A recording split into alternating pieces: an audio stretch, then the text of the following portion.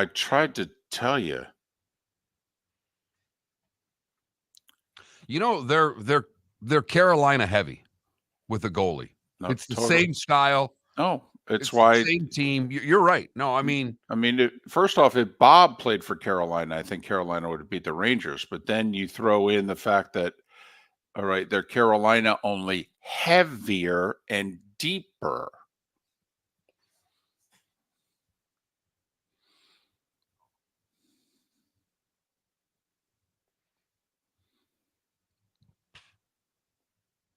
It's funny. That was one of those strange games where it was 1-0 forever, and it felt like it was 3-0. it did, but And then the Rangers, you're going. and then the Rangers, Bob makes a great toe save at the end of the second, and then the Rangers hit 2 posts in third when it's 1-0, and you're like, golly. Rangers played one of those 2 years ago in the conference final, the deciding game against Tampa. It was 1-0 forever, and Tampa was dominating. And then next thing you know, the Rangers got a power play and tied it. And it was like, God almighty, how is this game tied? I was waiting for that all last night. Yeah, well, if the Panthers are only going to take 2 penalties a game, this thing could end in 5.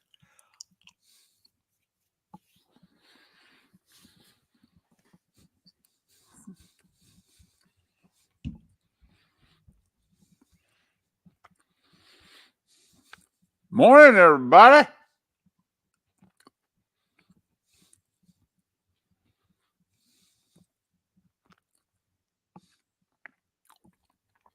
Man, when Paul's like the 7th one to say good morning. Man, you guys are on your game. I'll tell you. Good morning.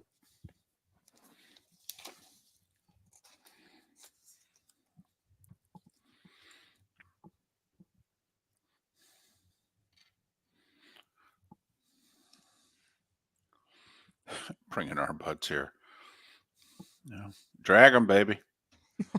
Bring your ass. Bring your ass. That's what yesterday will forever be remembered as. The Bring Your Ass show. May 22nd, 2024. 2024.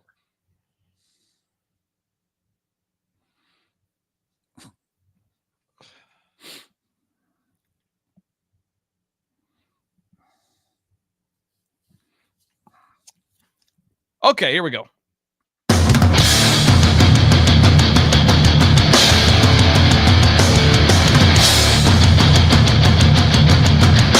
You are listening to Miller and Moulton, exclusively on the Florida Sports Network.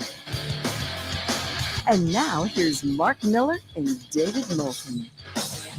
Top of the morning to you. We're past the halfway point. We got over the hump. You can see a holiday weekend from here. How the heck are you, Miller and Moulton? MillerandMoulton.com. Miller_Moulton on X. Hope your week is going well. Mark, how you doing? I'm doing great. You just made my morning. That little opening right there, getting ready, can see a holiday weekend. Hadn't even thought about the fact that it was a holiday weekend. It's just kind of grinding through the days, getting through one to the next. I've got a lot going on right now, not only with the show, but with some other things. I've been busy in my other life. So you telling me that we have a holiday weekend coming up just put a big smile on my face. What do you mean other life? Not a lot to have another life. You have another life? You know I do that. I know. You do that real estate thing. I do that real estate thing. Right. I wish I did a lot more of it. Wouldn't put so much pressure on the Miller and Moulton thing. I was going to say, the more real estate thing you do, the more money you're making.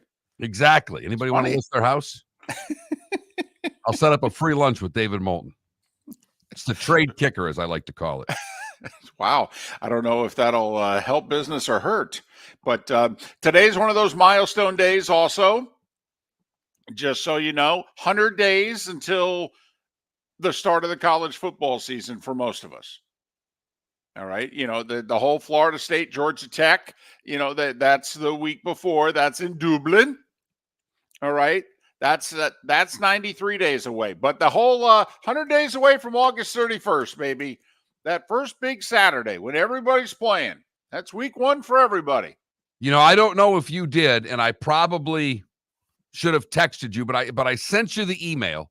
I forwarded you the email about a week and a half ago because it was a big day for me that I ordered my Phil Steele magazine not too long ago. And I'm hoping you did the same. Are you a VIP member? Oh, you're damn right I am, sir. That's an exciting time when he's basically, you're going to lose this price unless you order. He starts putting the pressure on you. Right. You got 2 more weeks to order it, and then you'll get the magazine 4 minutes after it's gone to print.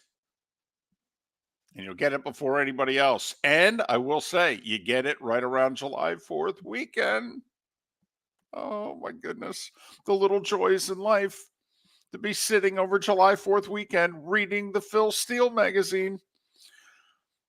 Your family looks at you. What are you doing? I'm preparing for the college football season. Thank you. Leave me alone. But a couple of games last night, pretty good games, by the way. Yeah, close anyway. Yeah, I mean, you give us a series in which the games are played like this, I think we're all in. I mean, you have to admit the game one in the NBA, both East and West. I mean, I think both networks, I think fan bases. I mean, come on now. One game goes overtime, the one game goes down to the final seconds. I mean, come on now. Can't do better than that. The hockey game goes to a, 2-0 on an own goal, but still had an opportunity with the goaltender pulled. There was some excitement there towards the end as the Rangers had some opportunities to get on the board. It's a weird game. I mean, it was 1-0 after 2, and the Panthers were just dominating. I mean, it felt like it was 2-0, 3-0, and yet it was only 1-0. And then late second, the Rangers had a great opportunity. Bob with his first big save of the night, and then they hit 2 posts, middle of the third period. And yet at the same time, I'm watching the game, and I'm a Rangers fan, and I'm watching the game, and I'm like, they're not winning tonight. And if you're a Panthers fan, it's just the opposite. You're on the edge of your seat going, don't screw this up. I mean, you have a total different set of emotions when you're winning that game because you're right. From the Rangers' perspective, you felt like you were down 3-0. Yeah, Florida's dominating the game. They're dominating the shots. They're dominating puck possession. They're dominating the play in the zone. They're dominating the forecheck, but they can't get anything past Shesterkin. Right. And then there's a power play with 6-7 minutes to go for the Rangers. And you're like, are they going to ham and egg this sucker? Are they going to score the power play, tie this thing up? We're going to go to overtime? Okay, and the Rangers are going to have a chance to steal this sucker? But and at 1-0 when they called the too many men call on Florida, I went, oh, boy. Uh-huh. That's the type of penalty that gets you. Right. So, but Panthers stayed out of the box, only 2 penalties. They're the best 5-on-5 team in the league, showed it again last night. And they're 3 wins away from returning to the Stanley Cup Finals.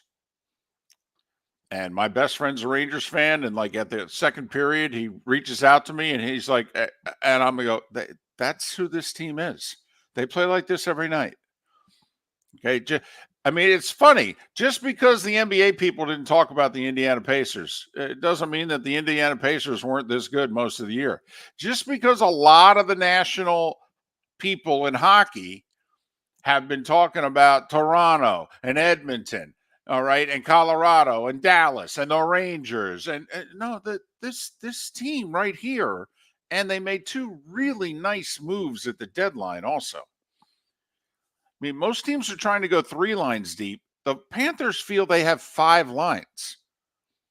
They feel they have a legit playoff line that they scratch every night. It's the best team in hockey. And they're healthy. And that's another key this time of year of the war of attrition that is the Stanley Cup playoffs. Can you stay healthy? So, but another good playoff night. And this is one of the good things. There's not as many games, obviously, but once the conference finals start, you got games every night for a week and a half, 2 weeks. You got really big, meaningful games every night. Basketball and hockey. One on one network, one on the other. Bada bing, bada boom. So, good time to be a sports fan. Absolutely. Absolutely. And thus far in the conference finals, they're 3 for 3 in delivering us really good games. Yeah. Yeah. And now we'll start to head to the game 2s and see whether or not, I mean, 2 of the 3 game ones, the road team won. And it should have been 3 for 3 on the road, for goodness sakes. Pacers blew it.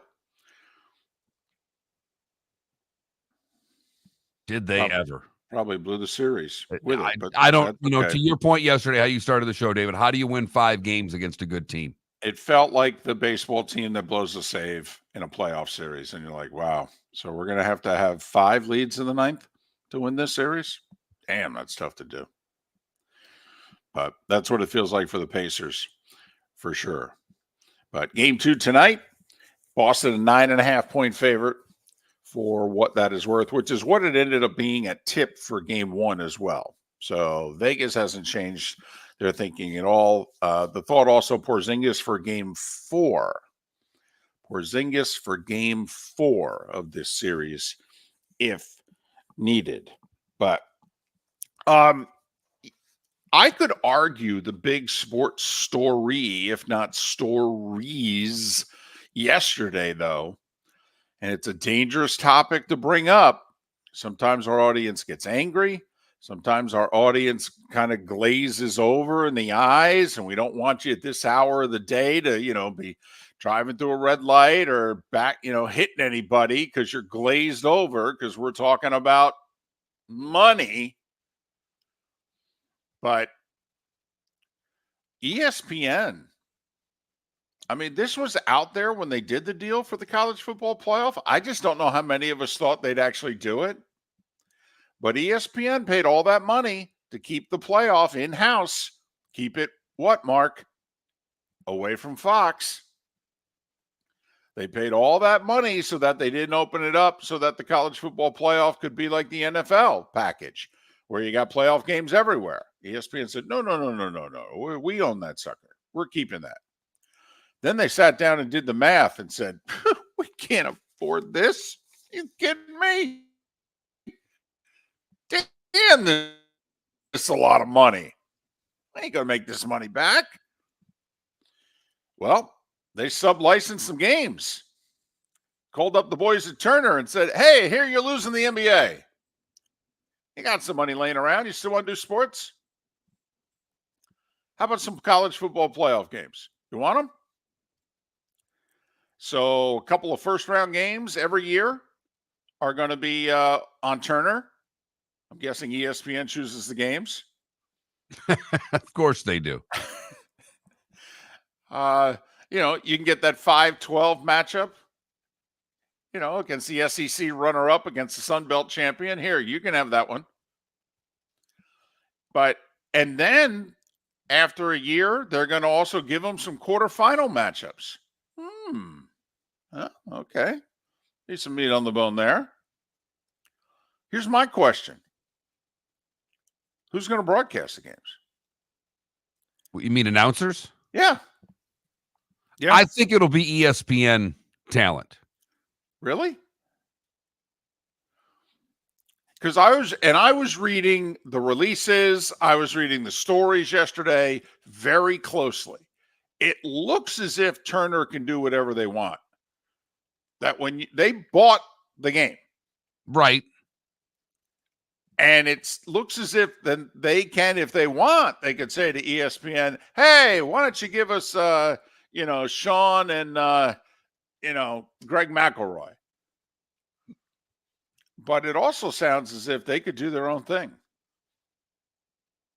And they could call, remember, we've said, Fox would lease out Gus Johnson for a game or two. They would. Yeah, but the question is, would CBS lease out Nessler and Danielson? Let's just hit home. Because this gets you into a quarterfinal game. Don't know what the contracts say. There's a new president of CBS Sports, David Burson. He might think who, by the way, did 10 years at ESPN before doing a decade now at CBS. So, he might think differently. But also, does it bring Ian Eagle into play? Does it bring Kevin Harlan into play? And I know they both do NFL on CBS, but obviously they do NBA on Turner. It'd be pretty tough, I think, from a contractual standpoint, how could they not do college football on Turner? You let them do NBA on Turner. So that was just my, because as fans, do we really care where the games are? We'll find them. We'll find them, and for the most part, we don't care who's doing them. We'll complain if we don't like the way it's done, but it doesn't. I don't think it affects our watching, like going to the game. It may bother us when we're at the game, if you know what I'm saying. Yeah, but I just curious as to, oh, okay, so college football on Turner.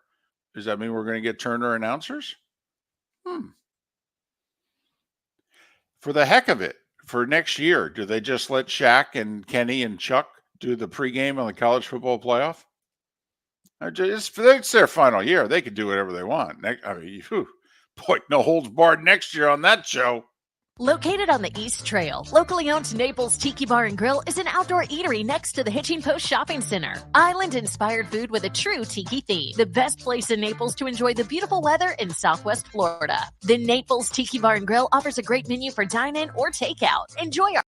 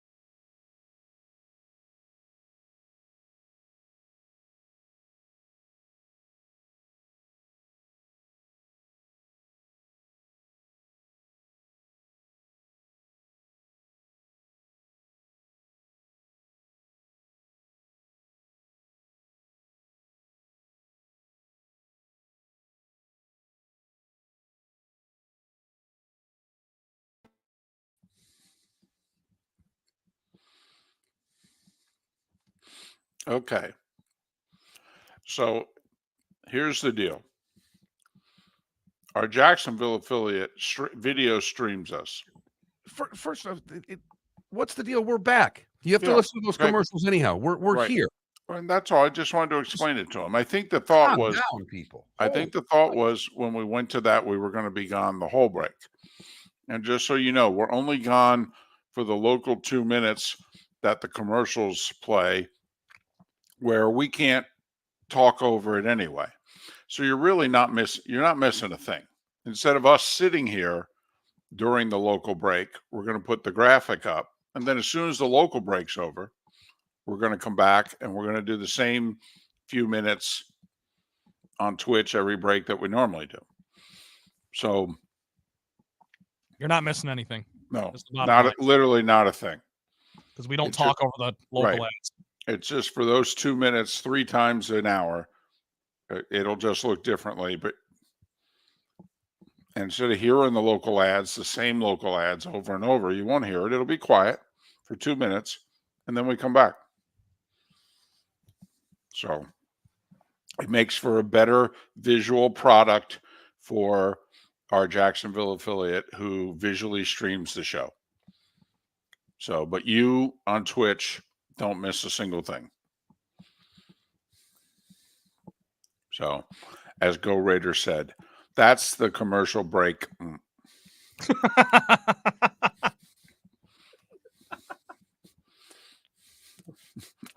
No, I know, Go Raiders. I know you. And EB Hill, What's this, like the baseball blackout? No. It's exactly like So- it's exactly what it is. It's the baseball blackout. But we couldn't explain it to you beforehand, so figured we'd do it right after the break. And we'll probably have to explain it a few more times because people will be joining us throughout the morning, and then they'll do what you guys did. What the hell is going on? And so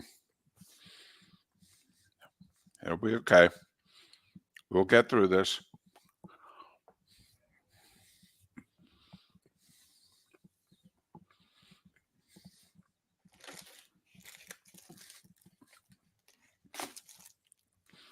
So,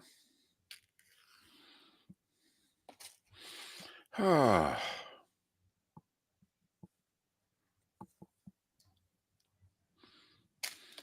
try to do more eating during those 2 minutes.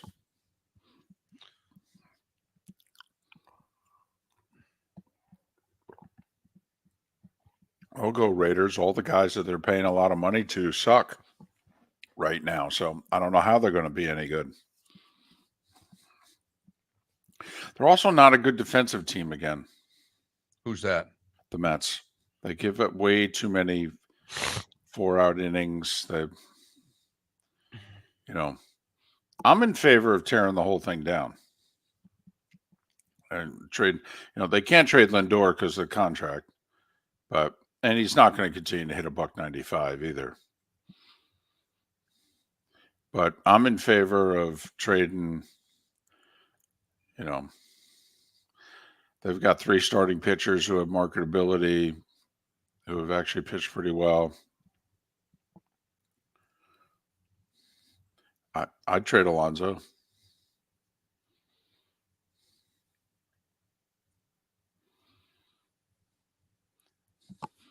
And if I could somehow package a player and unload McNeil, I'd do that in a second.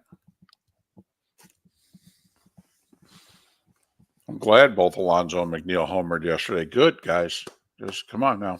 Get it together.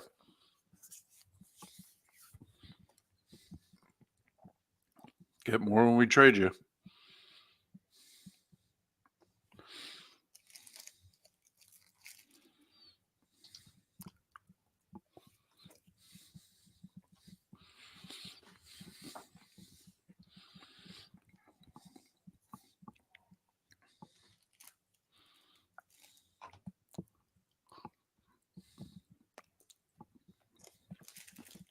Here we go.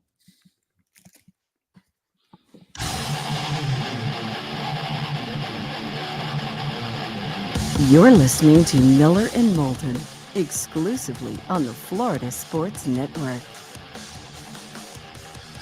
21 minutes past the hour, top of the morning to you. 100 days away from the full-fledged start of the college football season.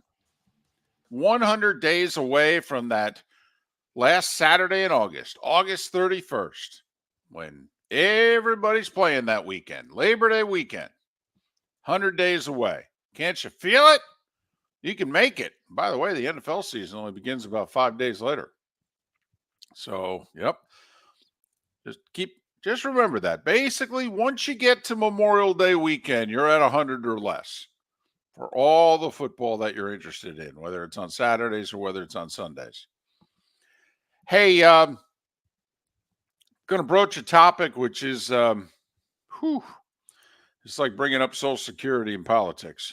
All right. It just gets a lot of people bent out of shape. But I'm going to do it anyway. All right. College football on Friday night. Because you know what that means. It's kind of like what the NFL is doing to college football with that Saturday before Christmas. Oh, you want this for the playoffs? Yeah, I don't know what to tell you. We're going to put 4 of our most marquee teams on the docket and put them on networks, and the hell with your playoff. College football is now saying to high school football, Friday night. That's important to you, huh? Yeah, I don't know what to tell you. We lost wrestling, and we need something for Friday nights, and we spend all this money buying all the rights to the Big 10 and the Big 12. And so it's okay with you guys at Friday nights, like in Hoover, Alabama, and, Clewiston, Florida. If it's okay, we're going to run Friday night college football on Fox. I hope it doesn't bother you too much.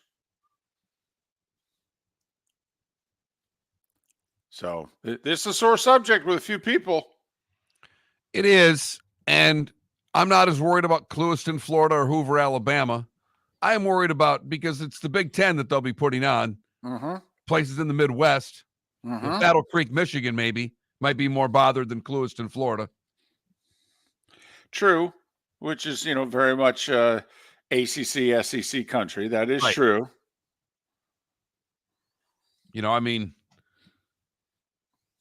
Trent's girlfriend in Appleton might be a little upset about it. She when could. Wisconsin's playing on a Friday night. She could.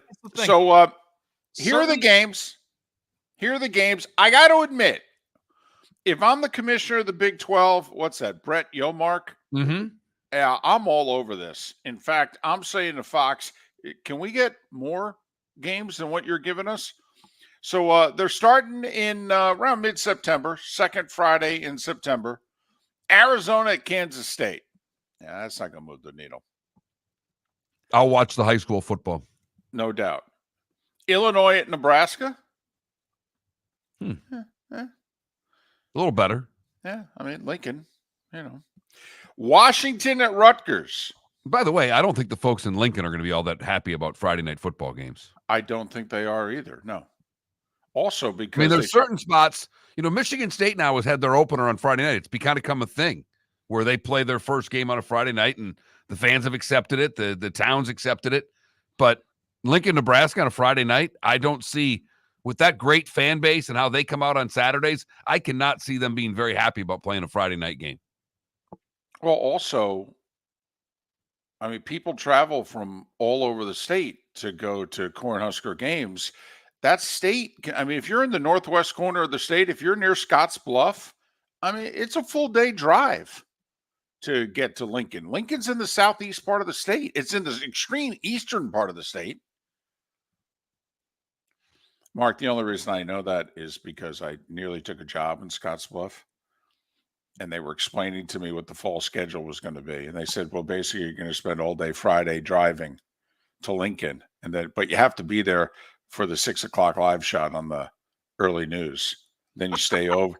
No, seriously. And then you stay over and you cover the game and you do the whole game and you file your report and you send it. And I go, and then I drive back. And the guy goes, yeah. And I go, so I'm not going to get back till like Sunday. Yeah. Back at work Monday? Yeah. So I'm going to do this for 3 months. Yeah. How much you offer me again? $15,500. Well, let me think it over. Anyway, I digress. So I went to Fargo instead for $18,000. Washington at Rutgers. Oh boy! What do you think? Traditional. Wow, Yep. That has Big Ten Network written all over it. It does. It does. We wouldn't bat an eyelash if it's not Big Ten Network. Going to sell this sucker 8:00 on a Friday night. Hey, you're Spartans, guys, for both of you. Michigan State at Oregon. They're pushing that one back to 9:00. Then Northwestern at Maryland. Oregon at Purdue. Wow, Oregon's got to be thrilled about this, huh? Two games in which there'll be a combined favorite of 42 points or more. Then Rutgers at USC. Wait for it. 11 p.m. start. They're doing it after game 1 of the World Series. Which means it could be an 11:30 start. Well, I think game 1 is going to start around 7:30. I think they're giving themselves like a big window. Okay. So they've got 3.5 hours before they have to start at 11. Okay. I believe so. Like, I believe Fox is going to come on at 7 to a pregame. We'll probably get first pitch around 7:38 Eastern, and they're giving themselves about 3 hours, 20 minutes before kickoff of the college game. Now, remember, the average game now is taking about 2:35. But the you playoff figure games are longer. right. There's a few more commercials they stuff in. Will be interesting, though, if game goes extra innings. Iowa at UCLA, also pushing that back to 9 o'clock. UCLA at Washington, pushing it back to 9 o'clock. The Friday before Thanksgiving, Purdue at Michigan State. Then finally a Big 12 game, Utah at UCF. They'll be in Orlando the day after Thanksgiving. And then the Mountain West Championship game is going to be live Friday night on Fox. Which I have to they are admit, taking a page right out of the NFL saying, okay, you've invaded us. You've invaded the NBA. We're just going to take on high school football because we think there's an opening. And sports is the only thing people are watching on television. got to admit, if I'm the commissioner of the Big 12, I only get 2 slots here. And it's basically the first one and the last one of the regular season. It's all Big 10 in the middle of that. I'll be curious how it does. I will be curious how many people watch. Will people kind of view it as, you know what? Get ready for tomorrow, full day of college football. Why don't we just look at this as an appetizer? I mean, is this the mozzarella sticks? Is this the jalapeno poppers? People like, yeah, sure. What the heck?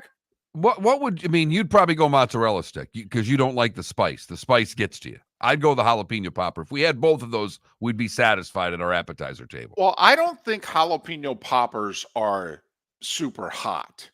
Okay, so I'm fine with jalapeno. You'll have a popper? I'll eat a whole plate of poppers. David, you don't like spicy?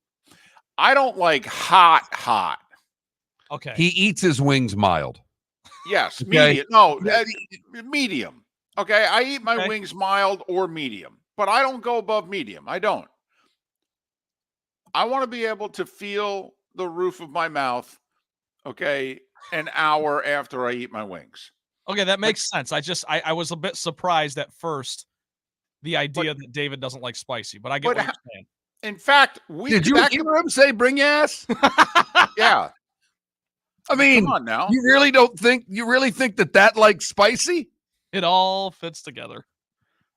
You really don't think David, bring your ass, Moulton doesn't like a popper? Come on now. But I'm not that guy, and we all know him. They order the hot wings, and then they go, hey, you got any hot sauce for this?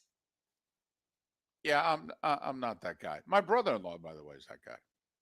Visit Jason and Todd at the Diamond District. Hi, I'm Jason. And I'm Todd with the Diamond District. I believe in complete transparency.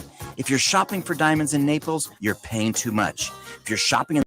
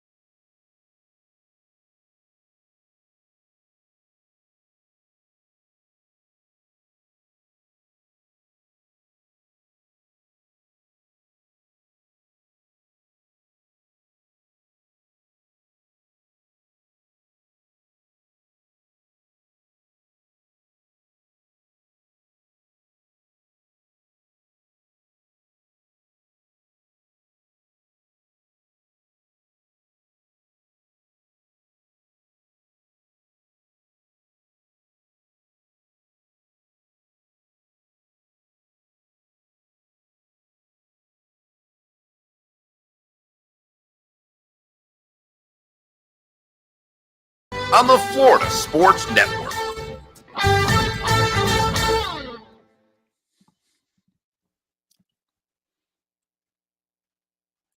Can I mock myself here? By the way, guys, I think that should be the poll question. How do you like your Jalapeno wings? poppers or mozzarella sticks? No, how do you like your wings? Mild, medium, or hot?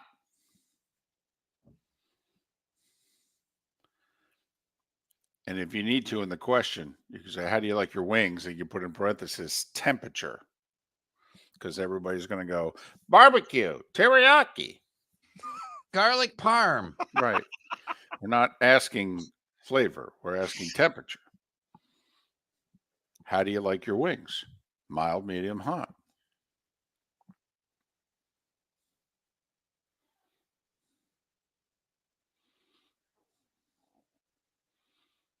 Right. See, Kilo's dad. See, I'm not you when it comes to wings. Like there are people that want to be sweating a little bit. The wings are that hot. That's not me. That's me. Right? It is.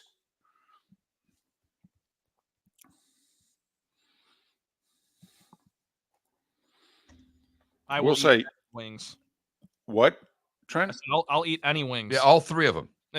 I mean, yeah, it's not like I'm eating a ton of them. I can pretty much handle Could I whatever. get 6 wings in a box, please?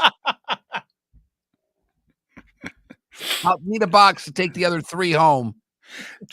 Trent's the guy that goes to Burger King and goes, "Oh, wait a minute, they got the special, 5 nuggets for $1. Yeah, I'll take the 5." Could I get the Happy Meal, please? Get a kid in the car? No, it's for me. That's for me. I have done that. I did that when they had Star Wars toys. My buddies and I, we were all feeling good one night. We went over to the McDonald's and we all got Happy Meals. It was a lot of fun, I gotta admit. Nothing like 2 a.m. drunken fun. What toy did you get? Exactly. Yep. Okay.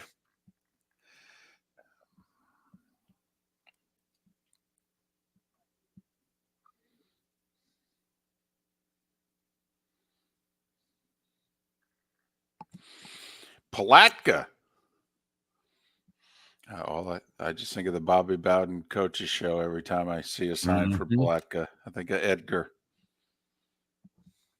So, David, this Scottsbluff place wanted you to drive to and from Lincoln every weekend? Yeah, and so 7 home games, so 7 times in 3 months. Yep. I'd be like, hold on a second, Friday night football and what have you. And also, Scottsbluff's like a half hour from Wyoming. So, they cover, it's kind of like being in Jacksonville. They cover Southeast Georgia. And Scottsbluff apparently goes into, the University of Wyoming, I think Cheyenne's only about an hour, hour and a half away from Scottsbluff, Nebraska. So I said, hey, what about Friday night football? They're like, yeah, nothing's like Nebraska. You go to Lincoln. Okay. Wait, so what's Scottsbluff to Lincoln? Like 6 hours? No, it's like 8. Oh, wow. Yeah, it's like the whole west. I mean, because Nebraska's got that little ledge on the top left corner of it, and Scottsbluff's in the ledge. And so then it's a whole diagonal drive. So I was told it was 8 hours. Here, I'll look it up.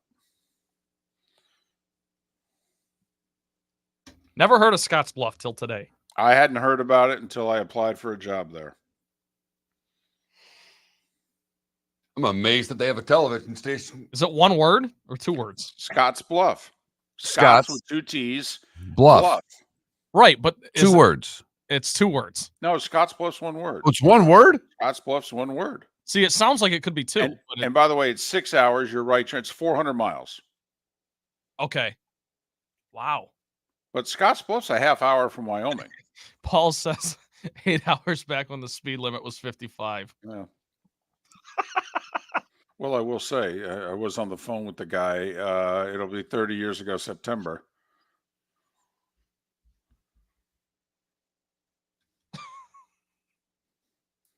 But yeah, the town is 11 letters. Scots with 2 T's, Bluff, all 1 word. Okay, starting 5. Here we go.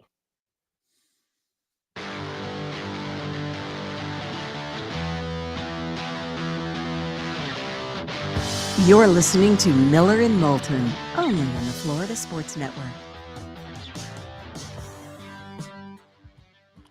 It is 22 minutes before the hour. Got a great show lined up for you this morning. Keith Smith, talk about some major NBA news.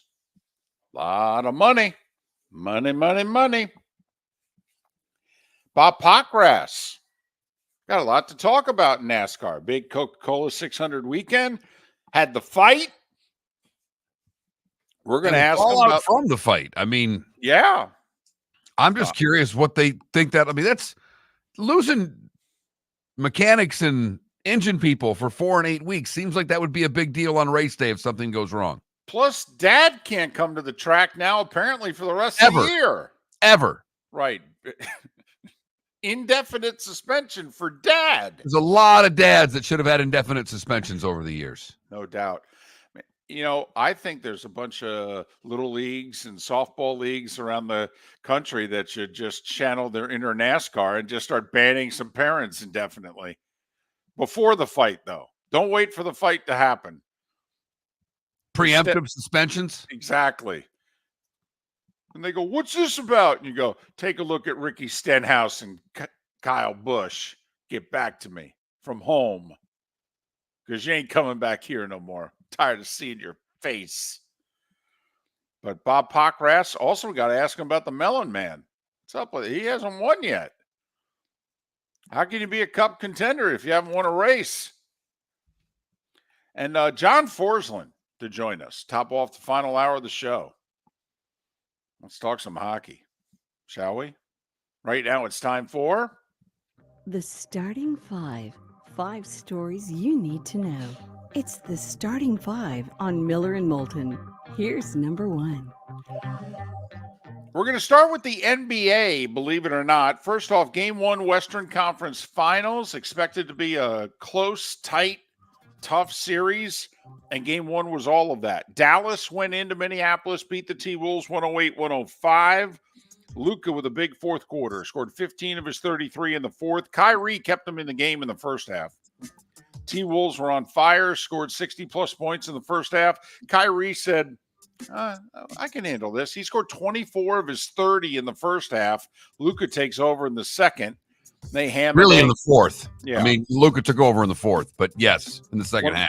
108-105. But I mean, think about it. Kyrie and Luka scored 63 of their 108. And so they're up 1-0 in the series. Game 2 tonight, Pacers Celtics. Boston 9.5-point favorite at home, over under of 224.5. Basically, Vegas sees this game as like 117-107, 117-108, something like that. Place your bets accordingly. Reports all day yesterday that it's going to be made official in the next 48 hours. ESPN, NBC, and Amazon will be the 3 broadcast partners for the NBA after next season. Technically, Turner can, quote, match NBC's offer. The problem is, as far as the NBA sees it, and by the way, have you seen the money being thrown around here? Do you know ESPN is going to pay more for the NBA than they pay for the NFL? I know, because they're paying 2.7 billion for the NFL a year. They're going to be paying 2.8 for the NBA. NBC is going to be paying $600 million a year more for the NBA than they're paying for the NFL. They pay $2 billion for the NFL. They're going to give the NBA 2.6, and then Amazon's throwing in like $1.5 billion, just for the hell of it. Maybe up to $2 billion. What do they know that we don't? I'm serious here. NBA numbers have been down. What are they banking on? Are they banking on that the younger generation is watching more NBA, and that 10 years from now we'll be a more NBA centric audience as a nation?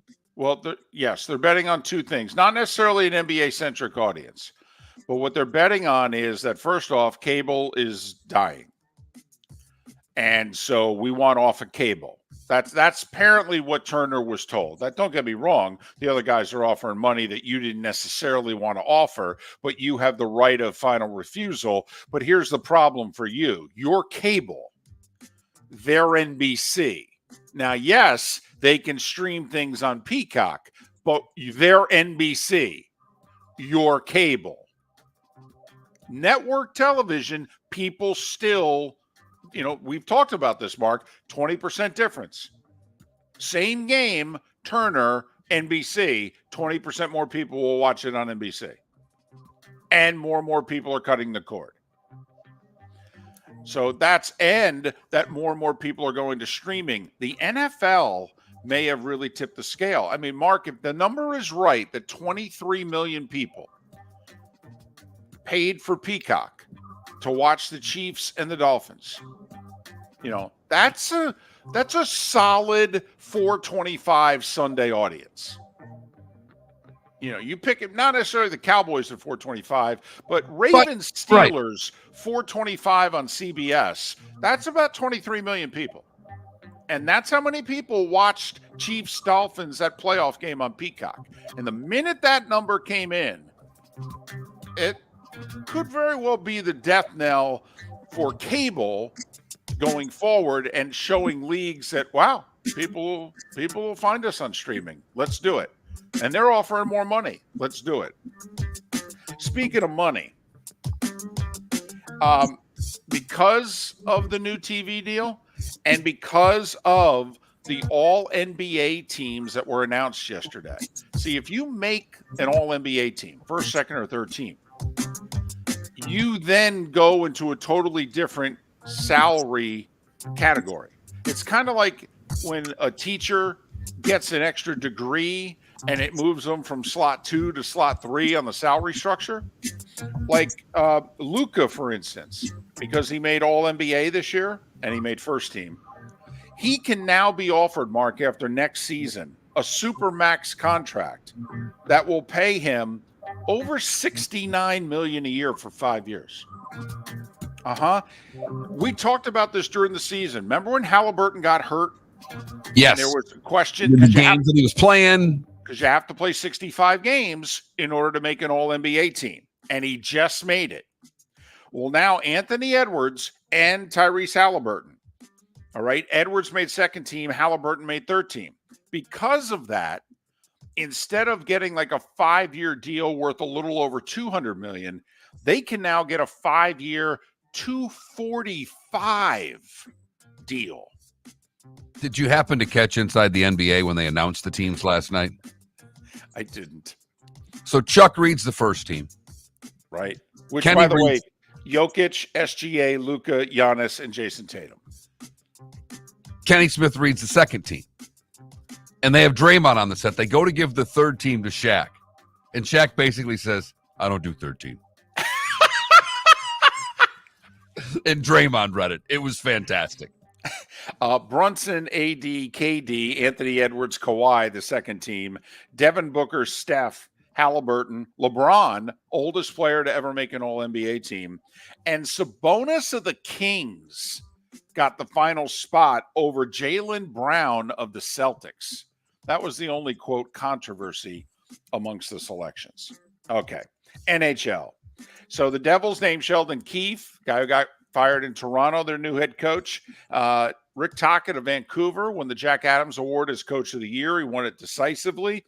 The Panthers, oh, by the way, shut out the Rangers 3-0. Controlled the game. Bob made 23 saves, 11 of them in the third. Kachuk, Verhaeghe, and Bennett. 3 of their big guns. Boom, boom, boom. They all scored. Panthers up 1-0. Game 1 of the West Finals tonight. Edmonton and Dallas. Tell you what, Edmonton 4-2 on the road in the playoffs. Dallas 3-4 at home in the playoffs. Want to take a flyer on Edmonton in games 1 and 2? Money line? I think it's worth it. For what it's worth, you look at this screams it's going to be 1-1 going back to Edmonton. Dallas 5-1 on the road. And you and I both think Dallas is winning this series, right? I think Dallas is the better team. Yeah, I do too. But I'm just saying, for whatever reason, Dallas is 3-4 at home in the playoffs. Maybe it's worth a flyer on Edmonton on the road to start the series. All right, baseball. Good thing we didn't bet it because we said Rays aren't getting swept at home by the Red Sox. Well, as a matter of fact, they are. 8-5 Boston. Red Sox just a half a game out of the playoffs, by the way, 26-24. Marlins got a Jazz Chisholm first inning homer. And then Jesus Luzardo threw 8 shutout innings. Marlins have won 7 of 10. They beat the Brewers 1-0. Well, the Orioles hadn't been swept in a series in 2 years, and they're picking up a suspended game tied in the 6th, and then they're playing the second game. The Orioles aren't going to lose both. Yeah, they lost both in St. Louis, 3-1 and 5-4. And so the streak of not getting swept in series is over. One of the longest in baseball history. Best 50-game start in the history of the Phillies. The Phillies have been playing baseball for about 150 years. They're 36-14. They beat Texas 11-4. Max Fried with a three-hitter, not a shutout, but a three-hitter. His second complete game of the year, by the way. That's Atlanta, a record. Yeah, Atlanta 9-2 over the Cubs. He's one away from setting the record for this century in complete games. Yankees 7-3 over Seattle. They hit 4 homers, 2 of them by Juan Soto. Did you hear what Steinbrenner said before the game? He said, yeah, we ain't spending this much money on players anymore. I can't sustain a payroll of over $300 million. Okay. Yeah. So, okay then. Okay. He said, I think I should be able to win a World Series without spending $300 million a year, which I have to admit. I agree with that statement. That's a dadgum good point. Twins 3-2 over the Nats. Cleveland swept the Mets 6-3. KC swept the Tigers 8-3. Angels took 2 of 3 from Houston 2-1. Our Reds lost. Luis Arraez with 4 hits, including a homer for the Padres 7-3. Bo Bichette homered for the Blue Jays in a 9-2 win over the White Sox. Why is that significant? He was batting cleanup. It's the first home run by a Blue Jays cleanup hitter all year. They're nearly 50 games into the season. Yeah, blame the manager. Right. Fire him. That's the reason they're not being productive. You know, baseball's a beautiful thing. The night before, the Giants blew a 4-run lead in the 9th and lost in extras to the Pirates. So last night, the Pirates blew a 5-0 lead to the Giants, who scored 1 in the 8th, 1 in the 9th, and 4 in the 10th to win in extra innings 9-5. Colorado 4-3 over Oakland in front of 3,617. And Arizona won their first series in LA against the Dodgers in 4 years. 6 years, excuse me. In 6 years, they beat them 6-0. ESPN's going to sublicense 2 first-round college football playoff games and then a couple of quarterfinal games each year for the next 4 years. And Mark, did you see how the Louisville Police Department's going to hold a press conference in about 4.5 hours? Yeah. Reportedly, they're going to say, maybe we went a little too far.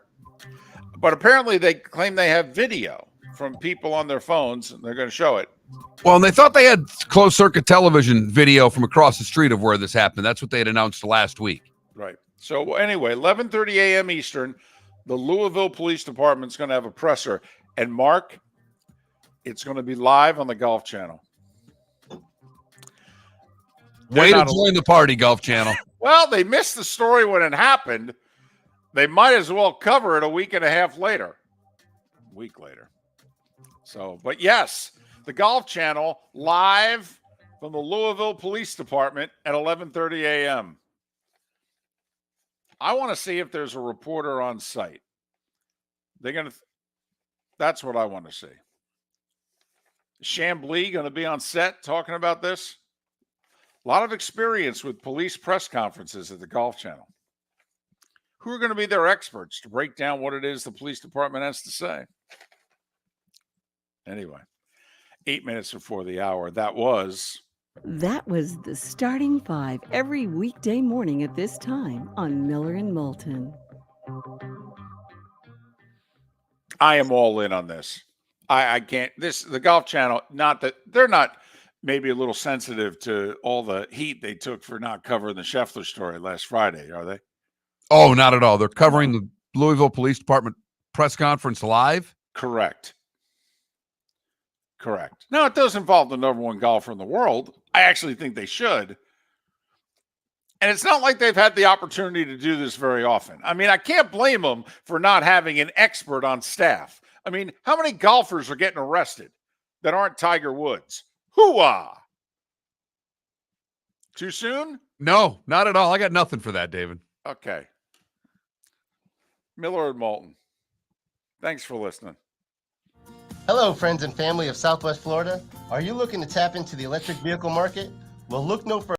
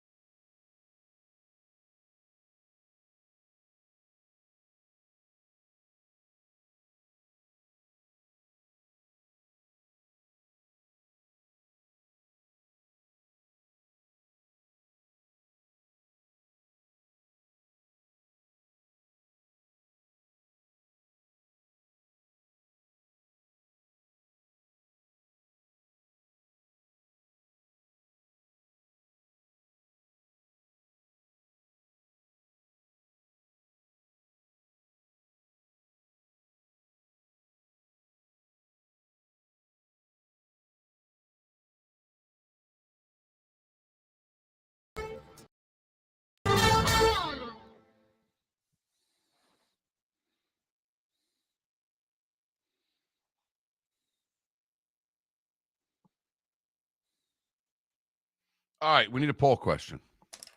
Why can't we do the wings? Sure. Make it easy on us. I feel like we've done that question before. I don't think we have.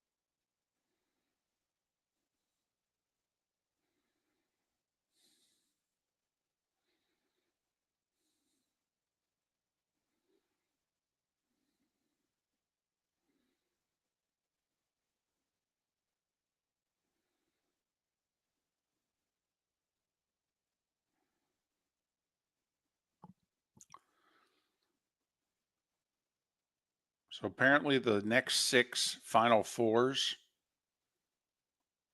have been determined where they're going to be. Mm-hmm. San Antonio, Indianapolis, Detroit, Vegas, Indianapolis again, and Arlington. I'm shocked that San Antonio still gets events like that. It's very Jacksonville as far as trying to get into San Antonio. It's not an easy city to get into. Never been to Texas.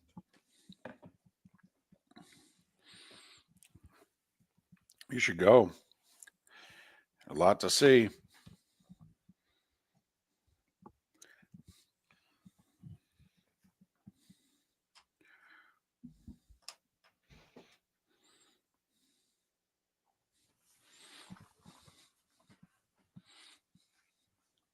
We are Empire.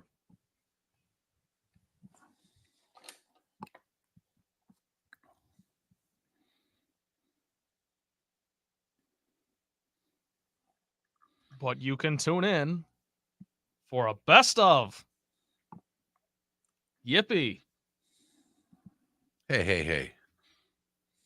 That wasn't sarcasm. I was just saying. A little Hey, bit. keep off us. I mean, it's okay because I got Little to. bit. But I'm Little doing bit. that right now. I'm putting her together. Okay, here we go.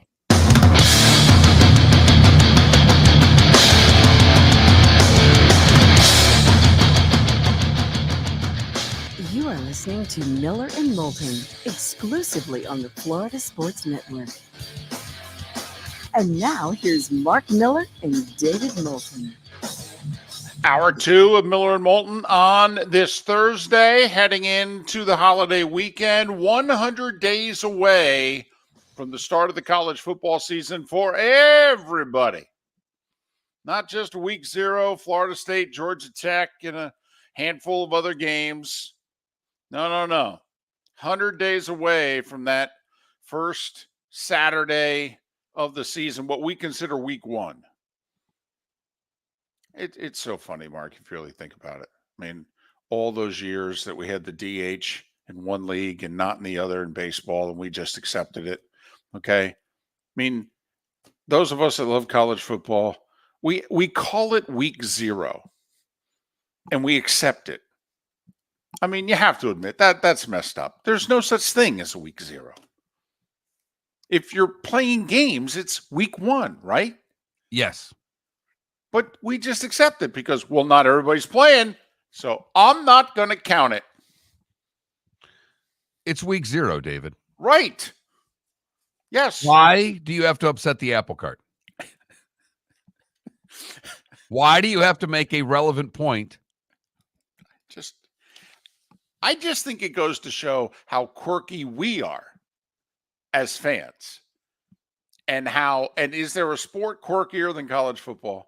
No. I mean, come on. We let polling determine how we're going for to do those this. because the committee just takes the polls.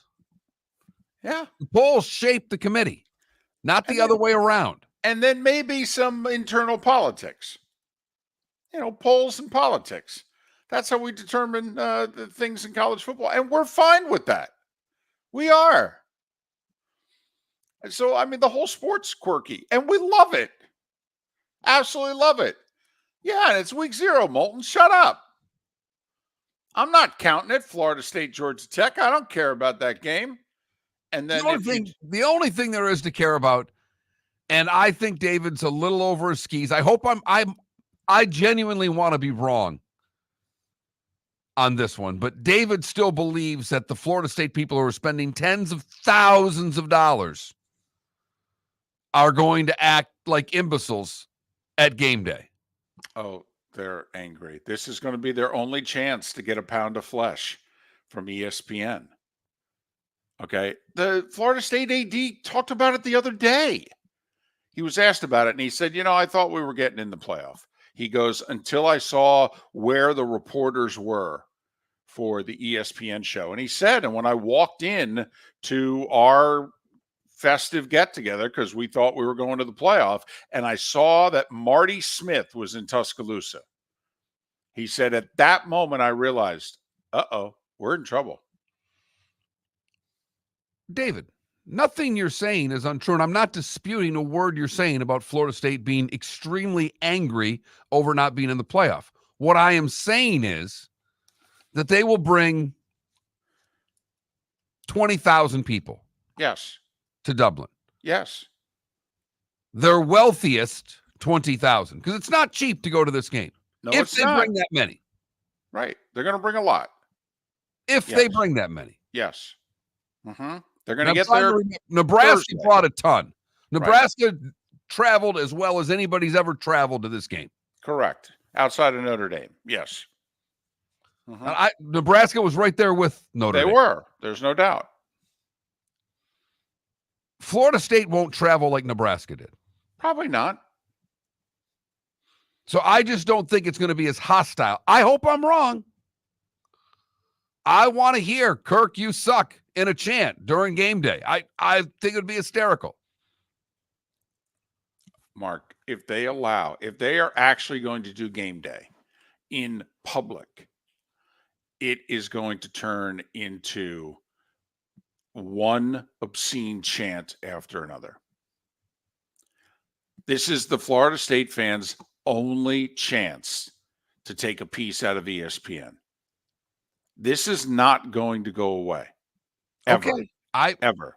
That I believe. I just don't believe that it will be this obnoxious, profanity-laced 3-hour show that they're going to have to figure out a way to somehow quickly move inside the stadium because it's so bad and so hostile outside. I don't think it'll be that way.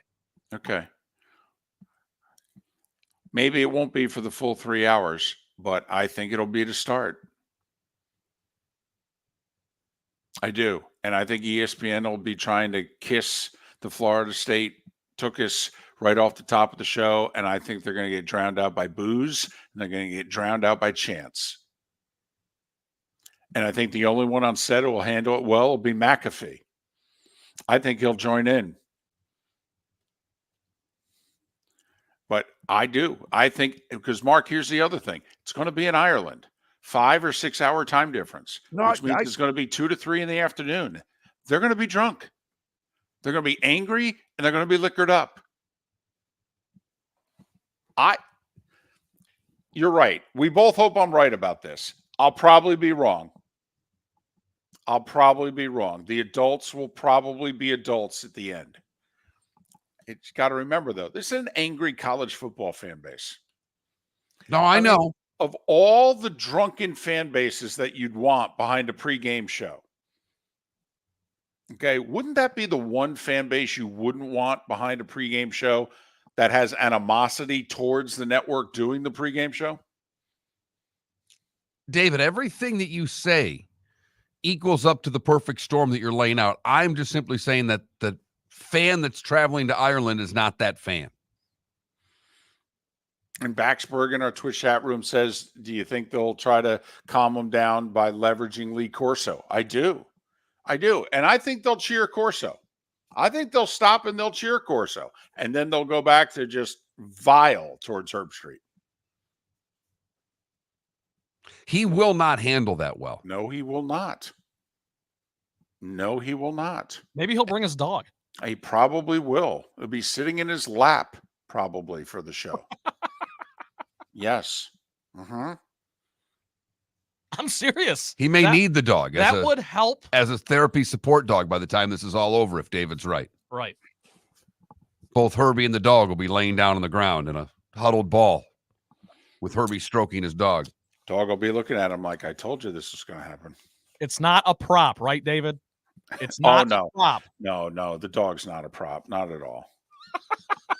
Not at all. 21,000 is the text line.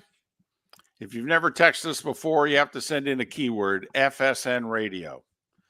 Then once you do that, it's just 21,000 the rest of the way. You can text us to your heart's content. You can take in the show on twitch.tv/Miller and Moulton. You get to see us and our bright, shiny, snarky faces. So there. Hey, there was one thing I left out of last segment, the starting five. All right. Caitlin Clark had 21.7 rebounds, 7 assists, but Indiana fell to 0-5. They lost to Seattle by 2. People are still watching her, you know. Oh, And they are. you also asked about Amazon and why that they would spend the $2 billion that they're reportedly going to spend to get the NBA. Apparently, a big part of their plan of attack is they're going to get the WNBA games. Because think about what's going on here. New fans who are what? Younger. Who are what? Women. All right. They're coming out in droves to watch her and to watch this product. And Amazon is betting on the WNBA going forward. And they're like, it's fine if it's a niche audience. All right. Let's add it up by month. All right. Got a 4-month season here or whatever it is. Let's just do the math. And so apparently it's a big part of their, thing. Well, marketers are bullish on all women's sports right now. From an advertising standpoint, the companies are lining up to spend money with women's sports, be it women's college basketball, women's pro basketball, the women's pro soccer league. It doesn't matter. They are getting marketing money dumped at them in ways that they've never had before. And their audiences are growing from a television standpoint at significant rates. Yes. There are indications even that a women's pro hockey league is getting off the ground for the first time. And they've tried that a couple different ways. It hasn't worked worth a darn. And the one that now is working really well. I mean, they're drawing extremely well in Canada. They're drawing some spots in the States, and they're expanding. Yes. So now, is this just a bubble? And it's going to go away by the end of the decade, and a lot of this is going to crash, or is this finally the first time that women's sports will take meaningful hold and ratings and attendance and corporate sponsorship are going to be here for the duration? Obviously not at the levels of the major men's sports, okay, but enough to sustain leagues, quite frankly, to at least break even, to be profitable. All right. We'll see. It's never happened before. I mean, it hasn't. No, not at the team sport level. The individual, women's tennis has always done really well, but that's really the only one. Women's Olympic sports have done well during Olympic years. But the fact that team sports are now jumping into the fray, we'll see how that goes. But the marketing people, if you follow any of the sports marketing folks, they are bullish on the women's leagues. So there you have it. Now, I don't think it's good for the WNBA that last night's game was on Ion. I know where it is. That's because we watch reruns of Blue Bloods, but we're old. Okay. Guessing most people are going, what's he talking about? Is that a network? How do you spell that? ION, by the way. That's how you spell it. I'm guessing that, not a lot of people listening to the show were watching that game at 10 o'clock last night on Ion. I don't think so. No. I don't think so. We have a poll question up, David. We mailed one in today. What are you talking about? We mailed it in. This is a easy, lazy, but yet solid poll question. We got into you, how you like your wings. You don't like spicy earlier in the show. We talked about jalapeno poppers. And during the commercial break, Trent says you don't like spicy food. I'm like, the guy eats his wings mild, to which David got very upset. I will sometimes have them medium. So we asked, how do you like your wings? Hot, medium, or mild? And that's temperature. I like a barbecue. I like chicken teriyaki. Temperature, okay? Come on. We're not asking flavor. We're asking temperature. And yes, we mailed it in. You know why? Because we had a real sports question yesterday, and 9 of you voted. Visit Jason and Todd at the Diamond District. If you're in love and thinking about a diamond, you'll want to hear from my friends Jason and Todd at the Diamond District. When purchasing a diamond, you deserve a relaxed, stress-free, and educational experience. You want to have a good time and feel comfortable. You want selection, quality, and value. At the Diamond District, you'll get it all. With our team of non-commissioned diamond advisors, no one's in a rush. We care only about you and making sure your needs and wishes are fulfilled. You'll be wowed by our selection of GIA certified diamonds, stunning diamond bracelets, earrings, pre-owned Rolex watches, exotic ruby, sapphire, emerald, and tanzanite jewelry. There's something for everyone at the Diamond District, and all at the lowest prices anywhere. Jason and I love what we do and are in the store nearly every day. We look forward to shaking your hand and welcoming you to our Diamond District family. Visit Jason and Todd at the Diamond District. Mark Miller for Molly Maid. Why Molly Maid, you ask? Trust. Moulton was a customer for 15 years. Affordability. Didn't I just say Moulton was a customer for 15 years? Worry-free services. Our professional house cleaners are fully insured and a 24-hour warranty. Call Molly Maids today at 239-774-5839. That's 239-774-5839 or online at mollymaid.com/FTMYERS. That's mollymaid.com/FTMYERS. The law firm of Michael F. Hornung has successfully represented the citizens of Southwest Florida for over 30 years. As a former prosecutor, the information I know is information you need to know. If you've been arrested for a DUI, a criminal matter, or involved in an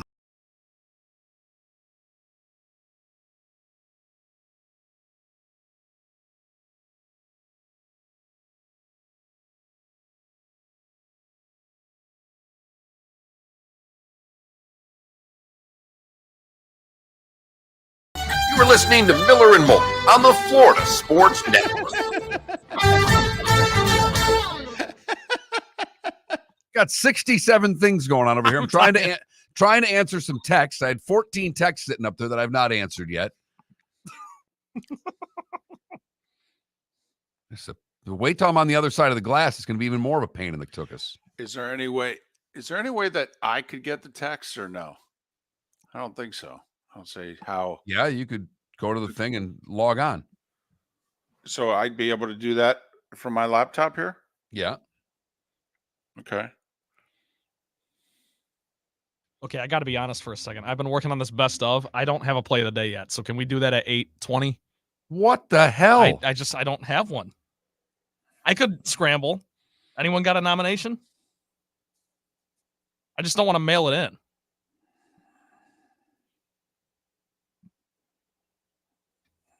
Well, I mean, either a late Luca bucket or That's what I was thinking, the late Luca bucket. Or you could do the Kachuk goal to put them up 1-0, but Yeah. But yeah, I would do a late Luca bucket. All right.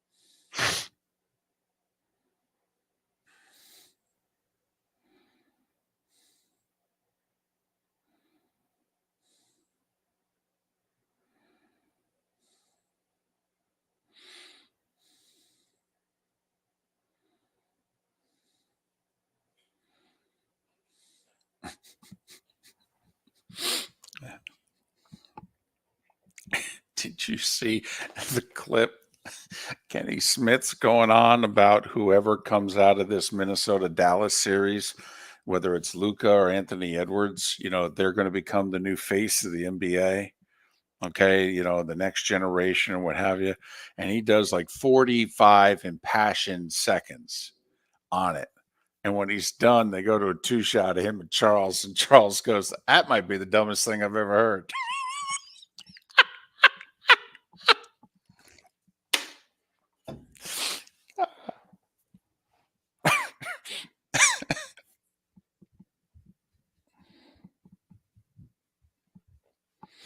I heard an interview with Barkley yesterday morning in which he said I could retire after next year. He goes, I'm sure I'll get offered a lot of money and what have you. He goes, but I like doing nothing. He said, and I'm good at it. He's 61. He said, I think he's 61. I thought he said I'll be 62 after next year. He goes, I've been doing this, 25 years. He said, I like to golf and fish.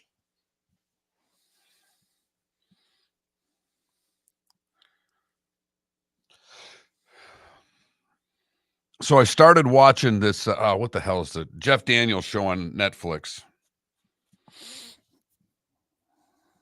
Okay. It's all right. He's a big real estate business mogul. The Southern accent's a little bad, but okay. It's a limited series. And he, he's dead because it starts out he's on the ground. He goes, when you die, and then it goes back 10 days. And it's 6 shows, very fast paced. And he's getting taken down because he owes the banks all kinds of money. Gotcha. And they're calling the loans. And that's,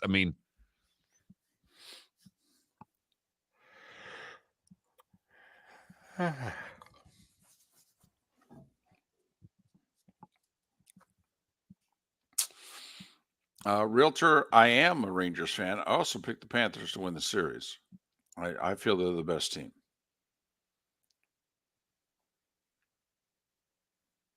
A Man in Full is the name of it.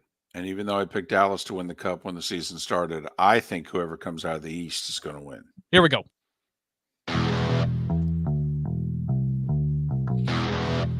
You're listening to Miller and Moulton, only on the Florida Sports Network. And now, here's Mark Miller and David Moulton.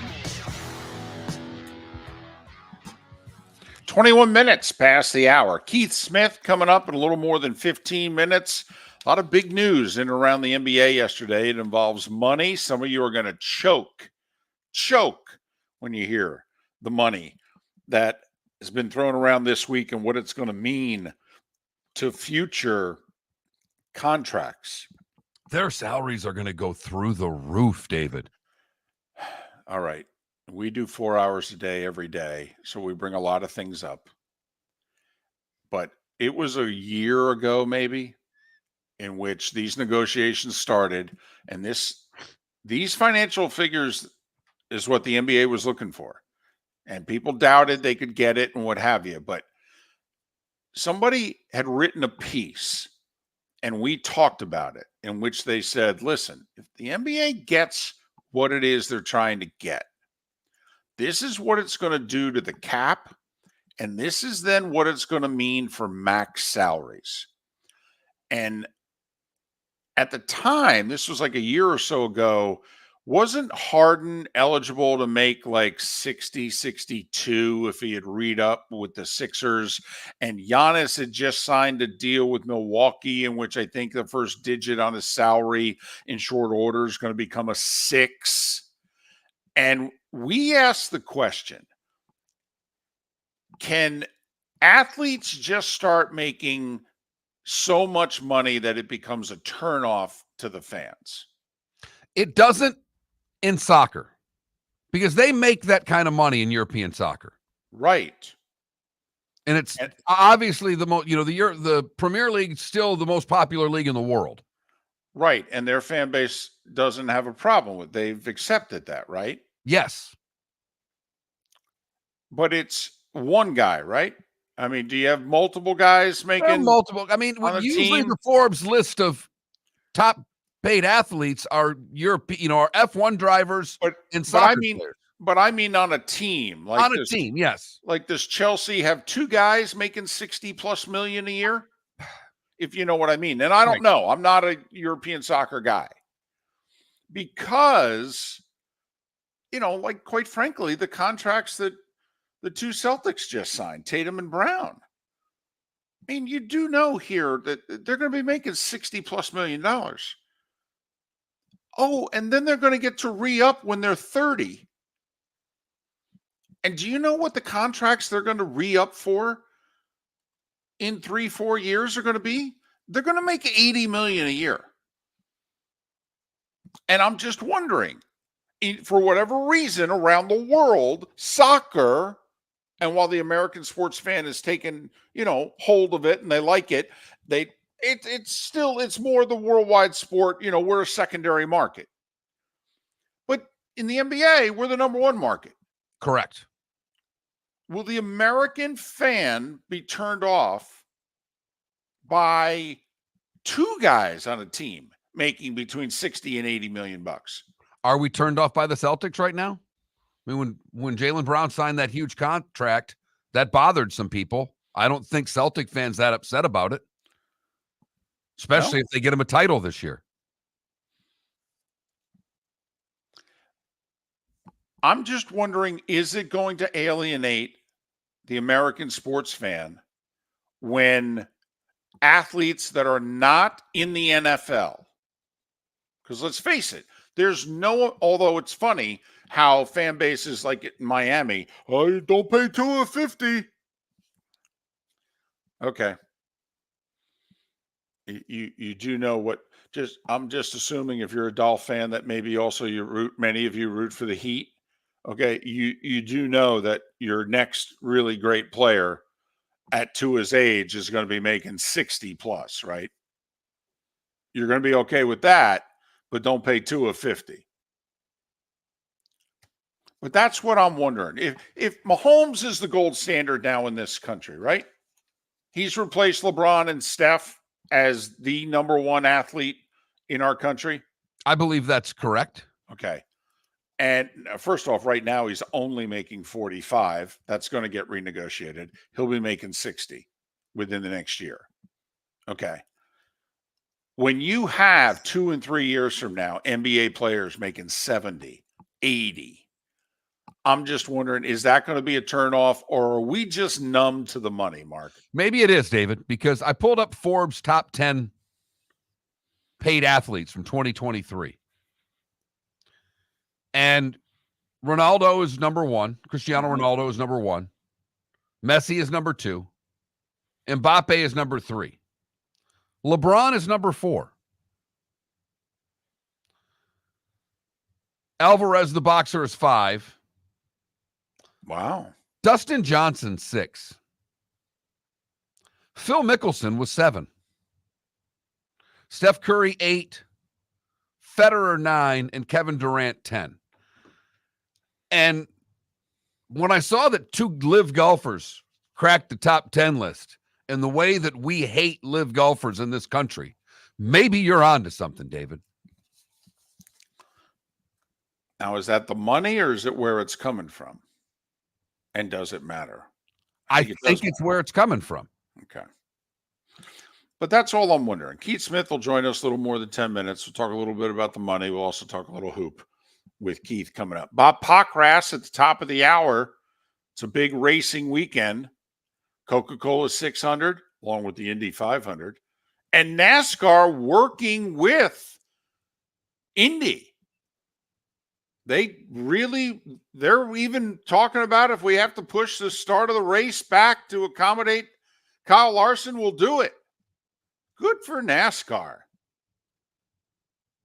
Good for them. Bigger circuit, but the 500's a bigger race. Yeah. Smart move by NASCAR. I think so. There was I don't know if it was a rumor, but there was a story out there that, do you know what might be the biggest impediment to Kyle Larson being able to run both races? His former President Trump is talking about attending the Coca-Cola 600. Well, we all know when a president or a former president comes to town, traffic in the air and on the ground doesn't move very quickly. Just don't go around the cones. No. But they said if Trump's coming to the race, they may have trouble landing Kyle Larson's plane. Secret Service doesn't. Hey, no, guys, don't worry about it. It's Kyle Larson. Yeah, we don't care. Ain't nothing landing. Ain't nothing taking off either until he leaves, just so you know. We're calling the shots here, boys. So just keep that in mind. Time now for our Molly Made play of the day. Trent doing diligent work to get this done on time. What do you have for us? Game 1 of the Western Conference Finals in the NBA last night. Mavericks won by 3, but they were trailing late. Luka Doncic, after Kyrie Irving kind of kept them in the game in the first half, Luka came up clutch down the stretch. Accelerating inside Irving. Picked up inside Lively. Doncic fakes, bumps, fires. Kevin Harlan on the call for TNT, and that 3 cut the lead for Minnesota down to 1, and the Mavs really didn't look back after that. Luka finishes with 33 points. That was one of 3 threes that he hit on the night. What do you have, 14 in the fourth? Yeah, 14 points. 15 Yep. points. 15. Yep. Kyrie, 24 of his 30 in the first half, and then Luka in the fourth quarter said, I'll take it from here. I would love to see either one of these teams in the finals, by the way. I think it'd be great for both nuclei, if you know what I mean. Because Luka's never been. He's been to a couple Western Conference Finals, but then also Anthony Edwards looks like he's going to burst onto the scene. Minnesota literally hasn't been since they were the Lakers. Right. So, and it's a city that hasn't had a championship since the 91 Twins. And I'd love to see Kyrie get back, too. He hasn't been since he was playing with LeBron. So, Molly Maid. Shout all out. Dallas all the time, just as long as it's not the Cowboys. I'm finding some humor in this. Our Molly Made play of the day. Call Molly Made today, 774-5839. That's 239-774-5839, and tell them Miller and Moulton sent you. The law firm of Michael F. Hornung has successfully represented the citizens of Southwest Florida for over 30 years. As a former prosecutor, the information I know is information you need.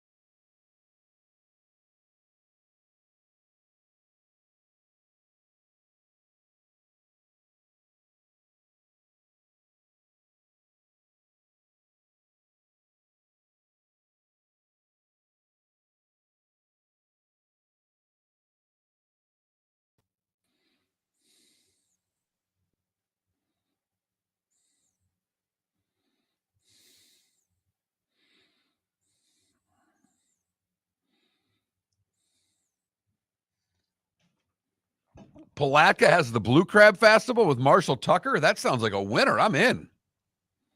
Wish I lived that close to Palatka. How far are you from Palatka, David? Less than about an hour, maybe an hour. Taking the Blue Crab Festival this weekend. I saw that. Never mind the fact the Marshall Tucker band's playing. Saw them once, maybe the worst opening band I've ever seen. They opened for Dokken, and they were horrible. That seems a bad mix, though. It was, but they were bad. The Marshall Tucker singer, when he had one move. He picked up the mic and he would spin the mic stand. That was his big move. Okay.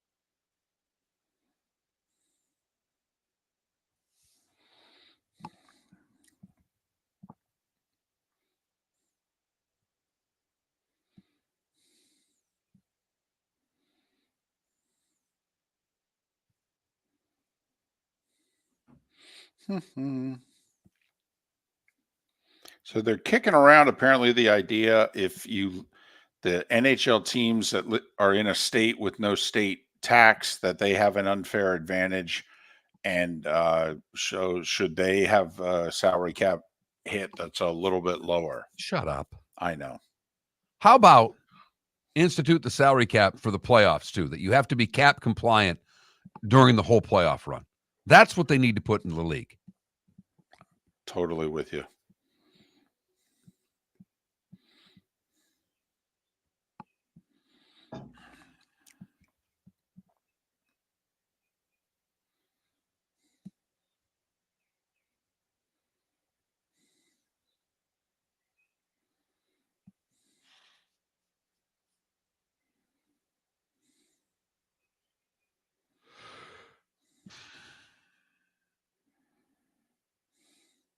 You know, it is pretty great that all these Dallas teams are having success and the Cowboys aren't.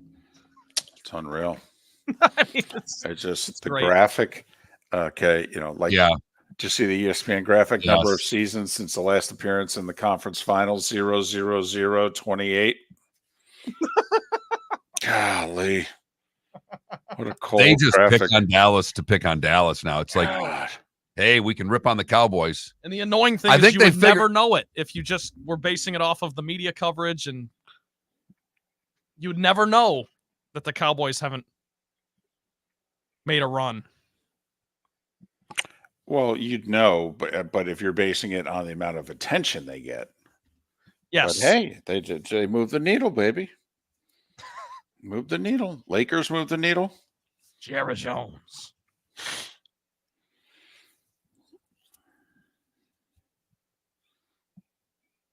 Boy, sounds like you spent a lot of time in Palatka, Michael.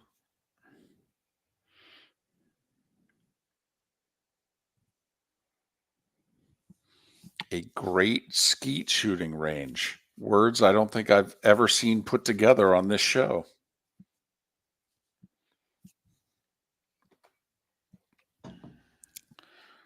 We got Keith coming up.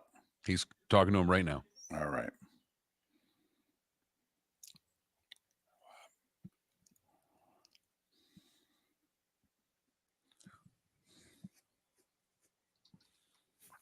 I did not know that, Michael. Did not know your wife's from Palatka. Does she know Edgar?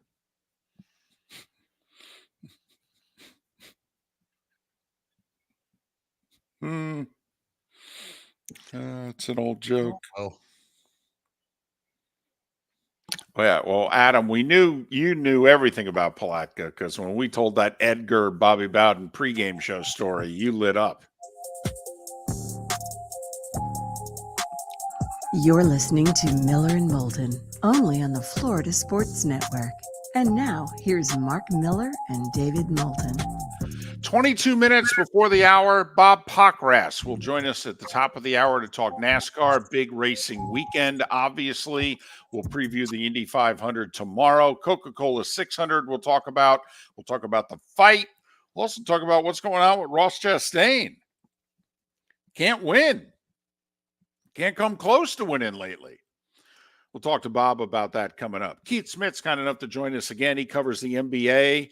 He contributes to both Spot Rack and the YouTube NBA Front Office Show. You can follow Keith on X at Keith Smith NBA, Keith Smith NBA. Keith, thanks for doing this. David and Mark once again. And were you surprised at all that the NBA got the money that they asked for? I was a little surprised they got quite as much as they got.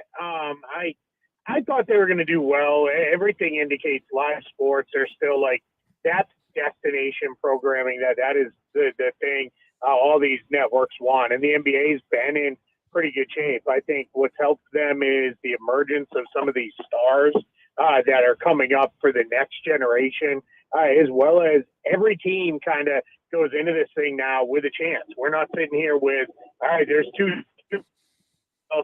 doing their best to figure it out. We're in a place where the league is about as balanced but loaded with talent across as it's been. So a little surprised they got quite as much, but I'm not surprised they did well.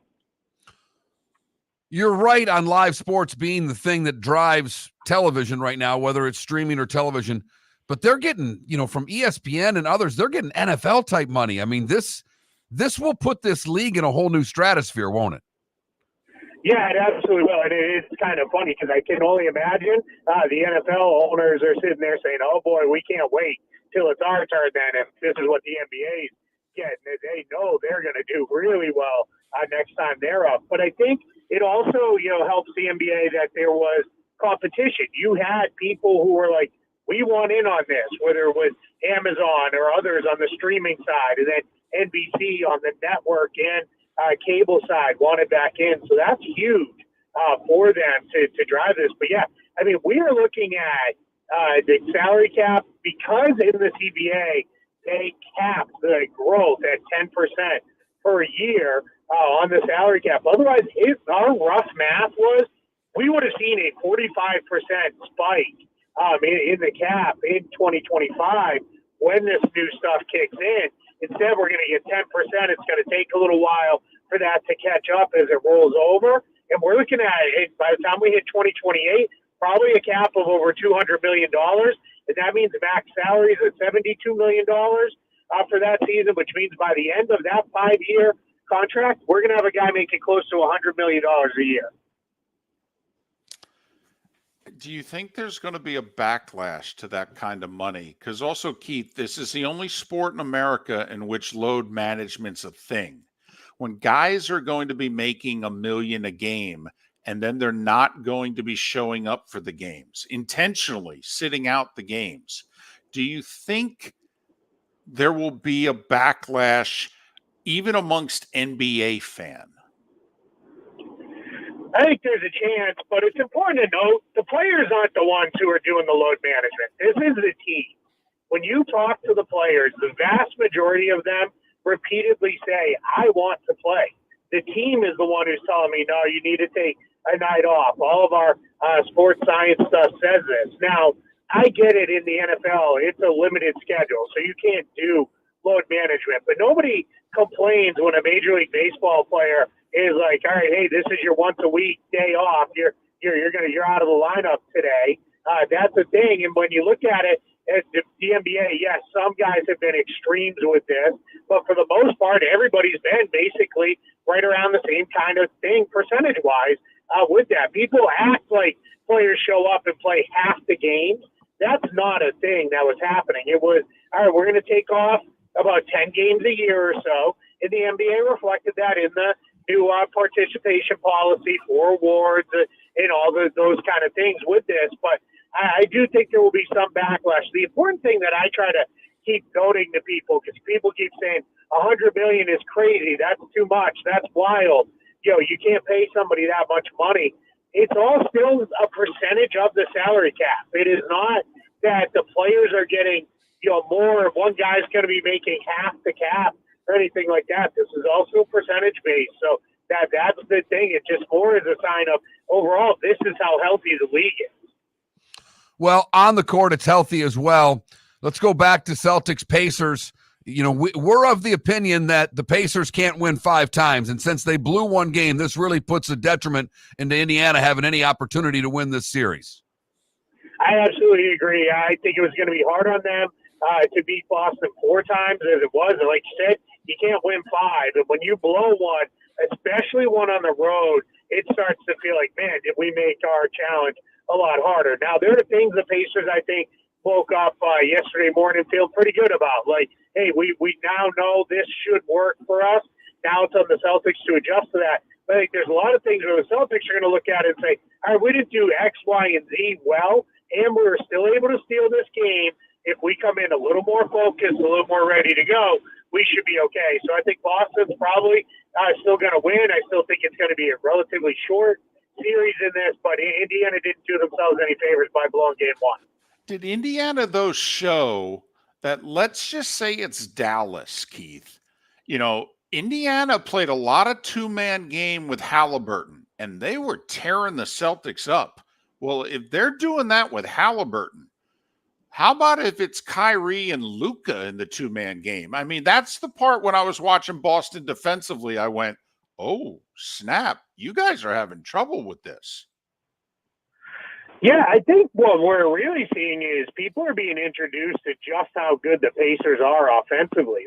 If you look at any metric, they would have been the best offense in NBA history if it wasn't for this year's Boston Celtics. And I always expected, anytime somebody asked me going in, I said, this is going to be a lot higher scoring of a series than people think. One, Indiana pushes the pace a lot, but they're a very, very good offensive team, and good offense has always beaten good defense. So I think, yeah, there's definitely things that are there, but I don't know that it's as easy as saying, hey, go replicate this, because those other teams, you're asking them to play differently with different personnel, and that's just not really how they play. Like Dallas, part of what makes the Pacers so tough is Miles Turner is one of the elite stretch bigs in the league. Dallas doesn't have a guy who plays like that on the roster. So that you're not going to have the same kind of spacing. You're not going to be able to, get into some of the stuff that the Pacers are walking into, because you don't have guys spreading the defense out like that. But there are definitely things the Celtics have to clean up with this, with some of the coverages. I think you might see them do some of the things differently that they did towards the end of the fourth quarter and overtime, when they did buckle down and get stops. And ultimately, I think that's the difference in the series. Both teams are going to score, but Boston did get stops when they really needed to. Indiana never was able to figure that part of it out. And then last night, Dallas gets it done on the road, proving home court doesn't mean a whole hell of a lot anymore. They did it with Luka in the fourth quarter and Kyrie in the first half. Defensively, what does Minnesota have to do to negate those two? Because obviously they were the reason that the Mavs won last night.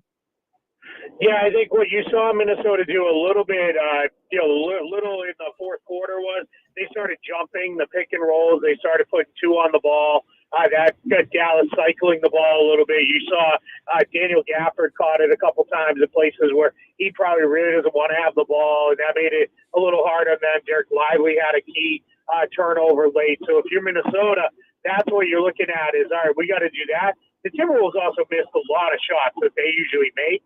So I think they're in a position where, all right, we need to just, hit some of the shots we normally would make, and we're going to be in a better place just by virtue of that. So I think you could kind of combine those things, and that's what we're looking at, them kind of saying, all right, here's what we've got to figure out to get this thing moving in the right direction. I think that's going to be a fascinating series and a good, long, close, competitive one.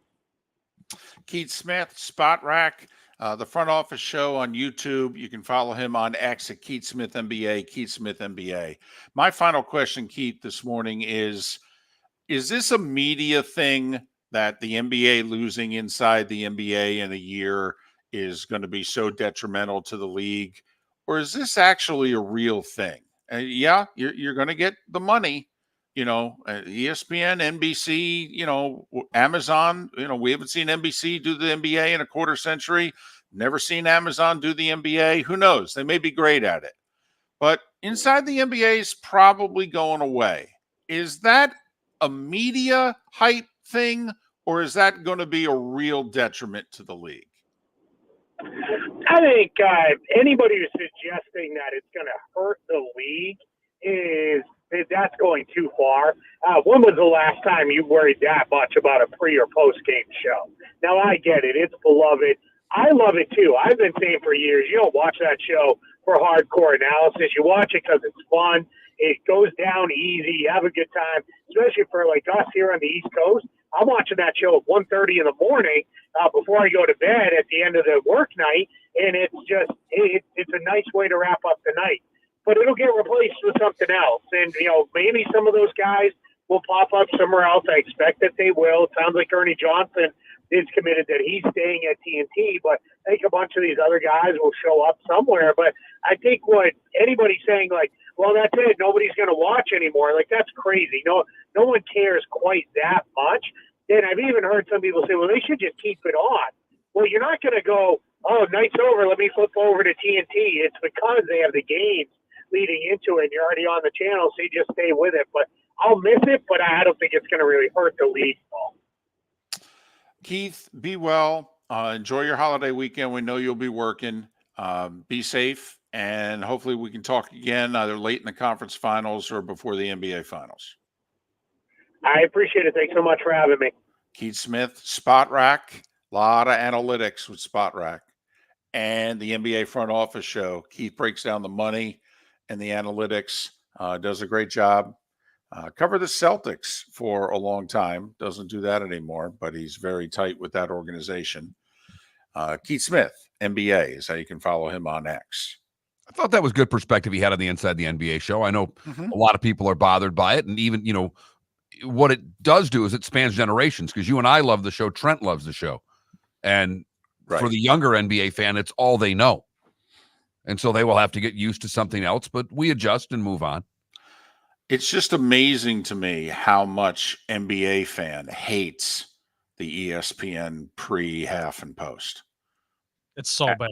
Yeah, it's fun, and they've tried really hard. They've spent a lot of money. They've brought a lot of different people. It's not like they haven't paid money for names. They put Magic on it for a few years. They had Paul Pierce on it for a while. I mean, it's not like they haven't tried. Well, the best it was when it was Bill Simmons, Jalen Rose, Magic Johnson. And that was, I don't know, 7 years ago. Ever since then, I feel like it's just been... And that's also part of a bigger narrative with ESPN cutting certain personalities and moving money around and stuff. But it's just, they can't get traction. Don't know how important it is. It's an opportunity here for NBC and Amazon. I mean, there are a lot of NBC's going all in with the Sunday night... Right, football, Sunday night basketball night in America. I mean, they are all in of putting this in prime time and making it a big time show. They're going to throw a lot of money at Chuck. Yes, they are. Chuck's going to have a tough time saying no. Chuck did an interview yesterday on NBA radio in which he said to the guys, "Listen, I'm just thrilled that the Mavs are through to the conference final, because now I'm going to head to Dallas and I'm going to catch me some Stanley Cup playoffs." And I just laughed. Man, does Chuck love the Stanley Cup playoffs. And he was asked why yesterday. He said, because all they care about is winning. He goes, in the NBA, it's all about drama, all right, and guys thinking about themselves. He said, and the only thing hockey players care about is winning. He goes, and I just eat it up. He's done more to benefit the NHL playoffs than Gary Bettman has. Ooh. Well, remember when the Stanley Cup final was in Nashville? What was that, 2018?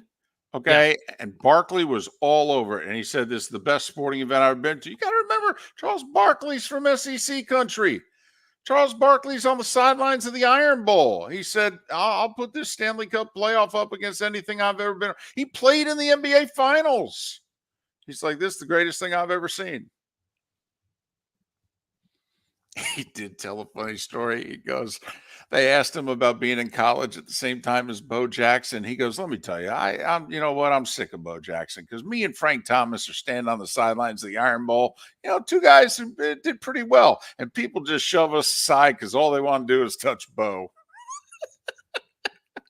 Yes. Yes, Charles, that's a fact. Because that's Bo Jackson. Exactly.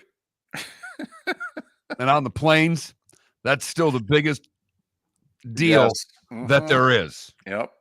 And it's so true. Frank Thomas and Charles Barkley stand on the sidelines. Everybody's like, hey, Bo. Hey, Bo. Bob Pockrass. Let's talk some racing. Big weekend coming up next. Visit Jason and Todd at the Diamond District. Hi, I'm Jason. And I'm Todd with the Diamond District. I believe in complete transparency. If you're shopping for diamonds in Naples, you're paying too much. If you're shopping in the Cape or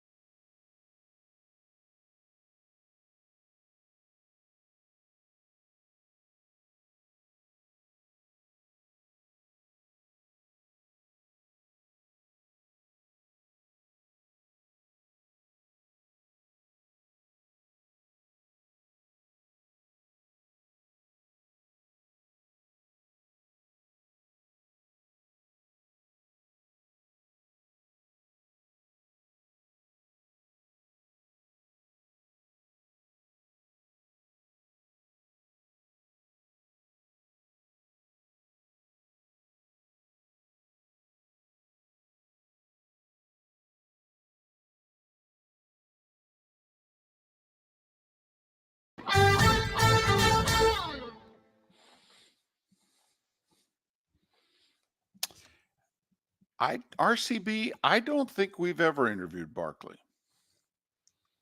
I know I never have. I don't know if you had him before me. Funny thing is, I've actually had 2 drinks with Barkley at the bar the night before the Iron Bowl, but we've never interviewed him. We just happen to be staying in the same hotel. It's the one closest to Jordan Hare. And me and at the time Vern Spotter. This was the Kick 6 Iron Bowl. And Butch and I were sitting at the bar, and a seat opened up to our right, and all of a sudden a guy sat down, and I wasn't paying attention, and Butch just kind of looks at me and goes, Barkley. I look over and I go, I'll be damned.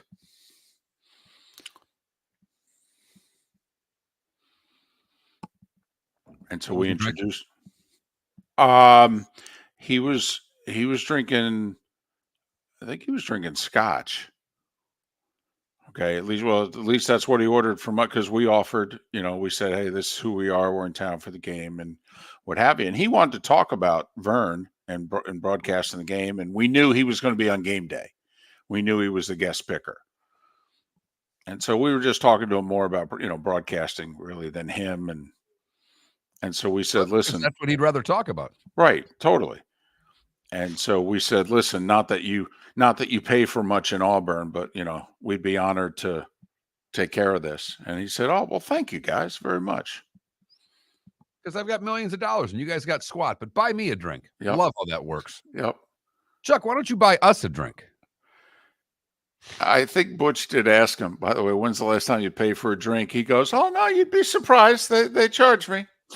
I'm like, and I think he even joked. He goes, he did joke. He goes, hey, I'm not Bo Jackson. Okay. Bo doesn't pay for anything. He goes, I still have to pay for occasional thing.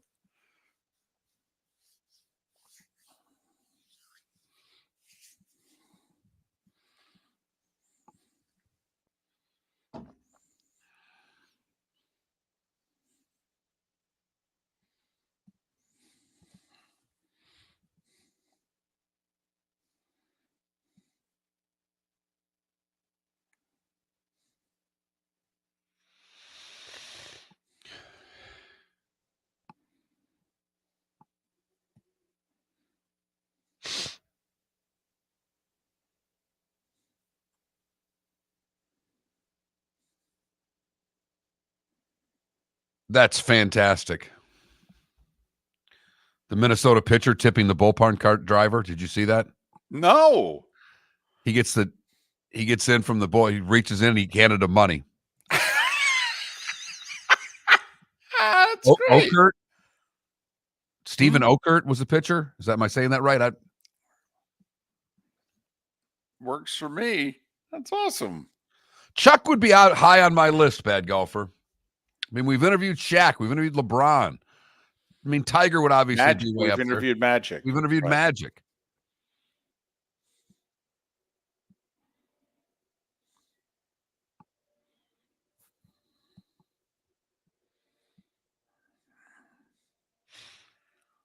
You guys got to get Dan Campbell. I'd love to interview Dan Campbell. Are we getting Bob Pockrass on the line? I will call him right now. We're coming back.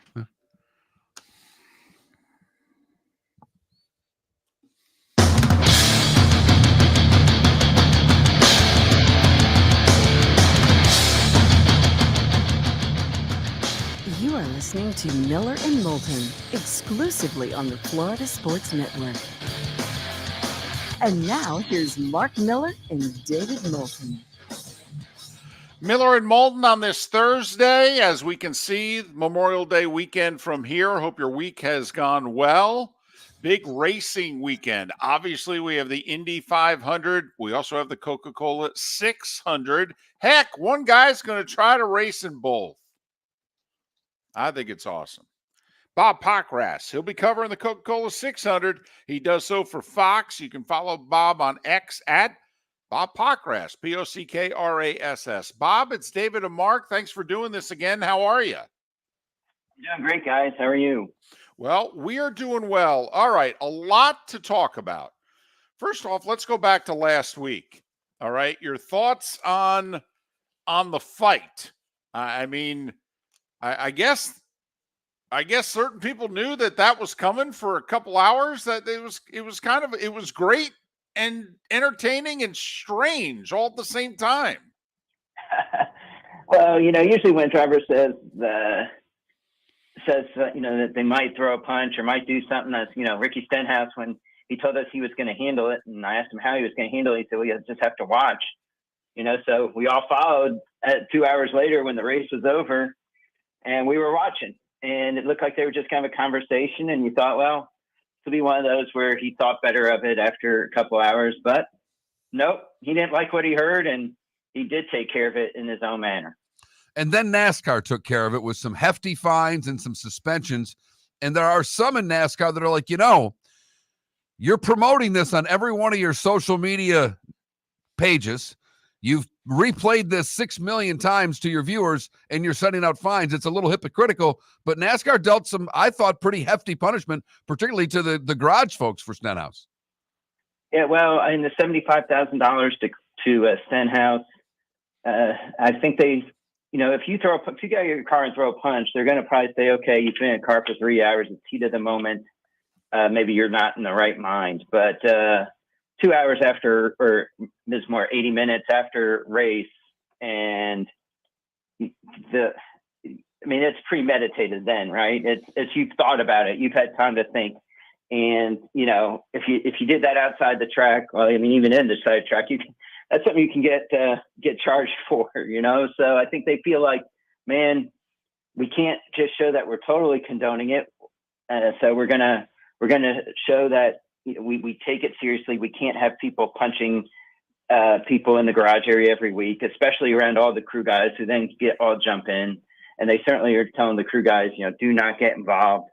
And they issued those pretty hefty penalties: 4 weeks for a crew member who had Kyle Busch in a chokehold, and 8 weeks for a crew member who not only had Kyle Busch in a chokehold, but also had one of the NASCAR security officials had tackled Stenhouse. He kind of pushed the NASCAR security official. So, yeah, you're going to get suspended if you are showing anything but peacemaking moves if you're a crew guy. Don't you think, though, Kyle overreacted by wrecking him? I mean, Ricky didn't touch. Ricky didn't touch him. It's not Kyle's nature to do that. Look, yes, he's had his quite high profile moments, but in general, Kyle doesn't wreck somebody if even after maybe he feels like he got a little bit wronged. But this was a season of frustration built up. He probably feels like he was wronged by Ricky at some point in the past, and I think he felt it was worse than what it was. I haven't talked to him since the incident, so I don't know if he's looked at it and kind of thought, well, yeah, maybe my reaction was a little bit much. But yeah, it was a strange incident all the way around, and of course never happens if you're at a track that has a tunnel or a way for a driver who's been wrecked out to get out, but North Wilkesboro doesn't. And all of this at an all-star race too. I mean, that is the irony of this. This race doesn't count and tempers are this high. Yeah, well, whenever you wreck somebody in a race car, and you end a day when somebody's been, it doesn't matter what race it is. If 200 laps on a short track, and when you don't have testing and you're trying something that you want to see how it goes, and it could be pivotal for future races, and you don't get the chance to do it, you feel pretty wronged. And that's the way I think Ricky Stenhouse Jr. felt. Talking NASCAR with Bob Pockrass of Fox. Follow Bob on X at Bob Pockrass, Pockrass. Hey, we are very impressed from afar that NASCAR has been this cooperative with, Kyle Larson's race team and with the Indy 500. I mean, they moved back to start of the All-Star race. I mean, they've all but I thought said this week, Bob, that they'd be willing to alter the start of the Coca-Cola 600 if they have to. We're very impressed with this. I don't remember them being this cooperative in the past. No, I think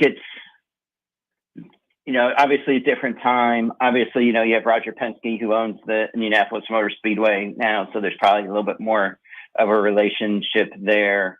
And you're talking about one of the stars, your Cup Series points leader trying to do something unprecedented. And this is really the first time.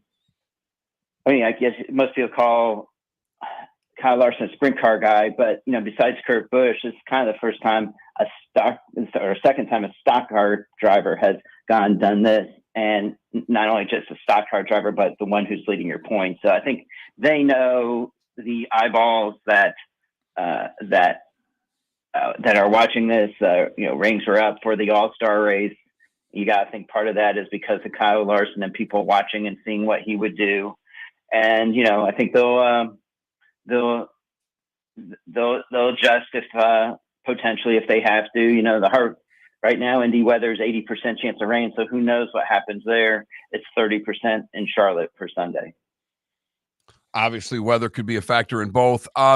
What should we expect out of Larson in the 500? Anything? I mean, I think a top 10 is reasonable because he has such speed. The difficulty for him is going to be restarts there. He's not considered the greatest restarter in NASCAR, and those might be even more wild at the Indy 500. Just the turbulence and things that he'll feel in traffic will be new to him.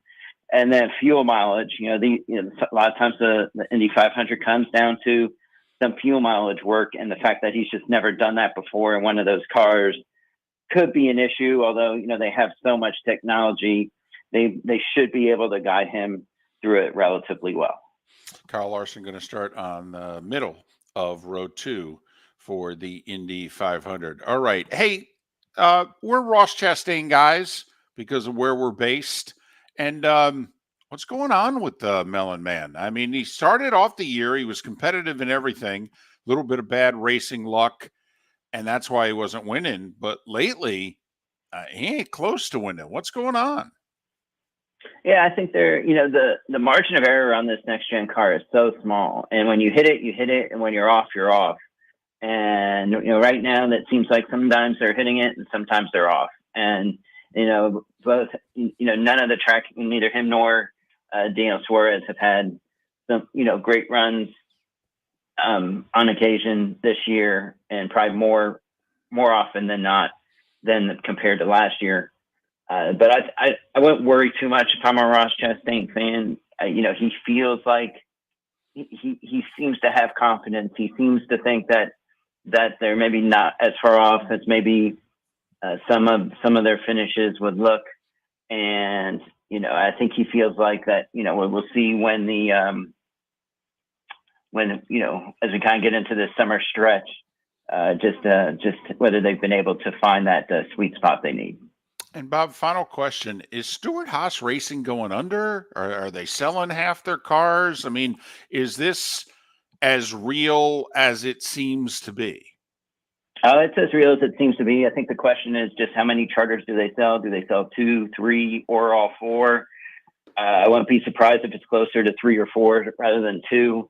There's certainly a lot of talk about, could another team lease some of the facility?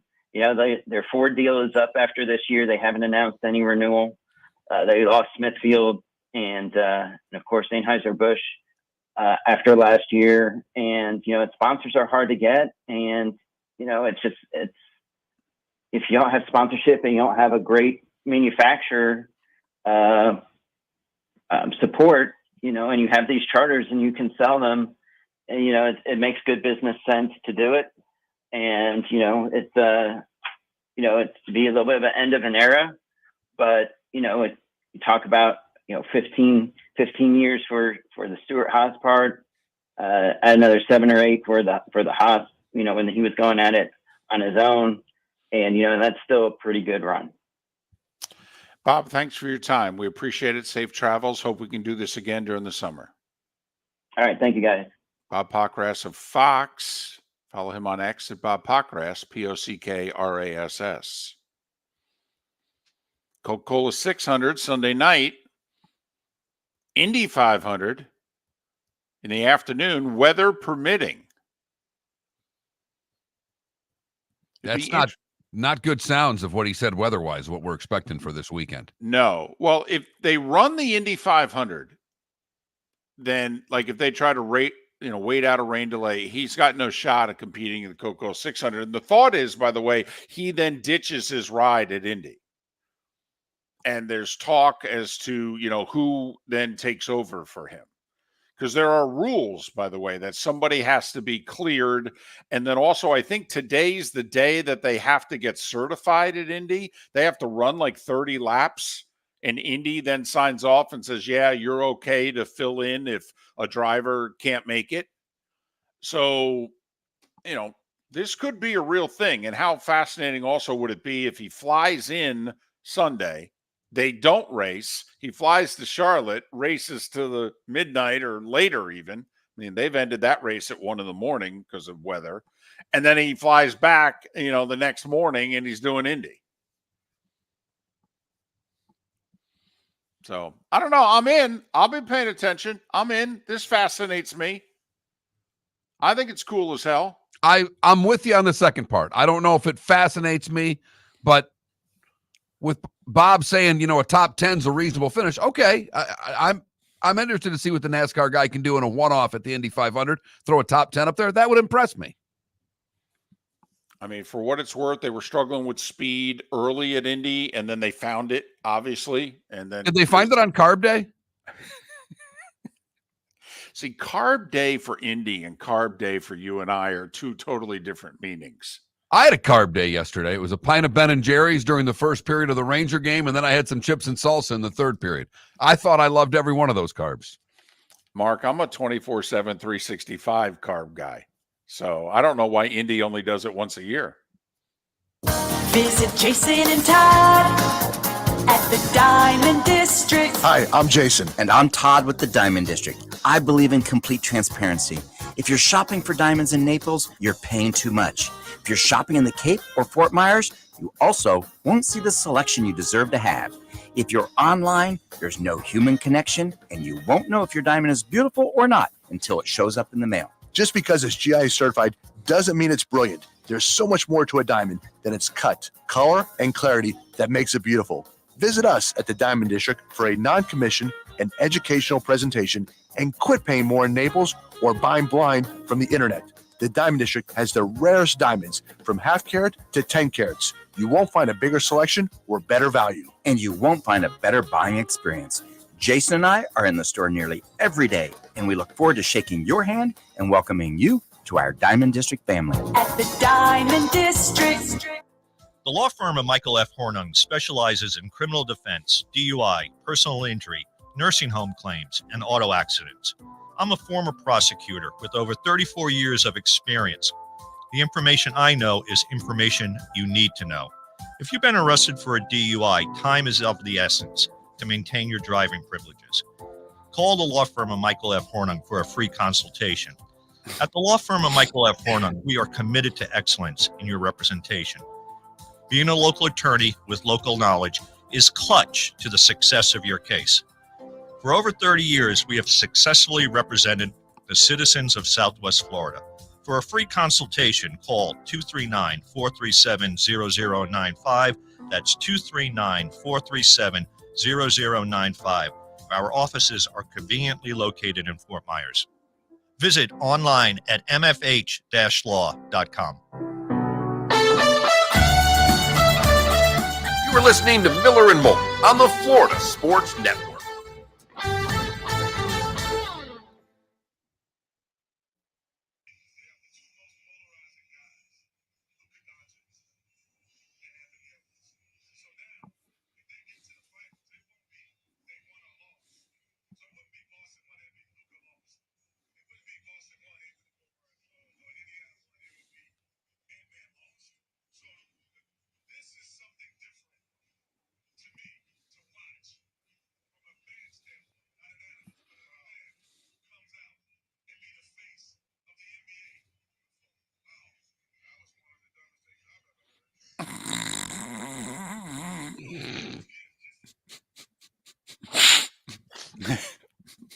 Oh, crap.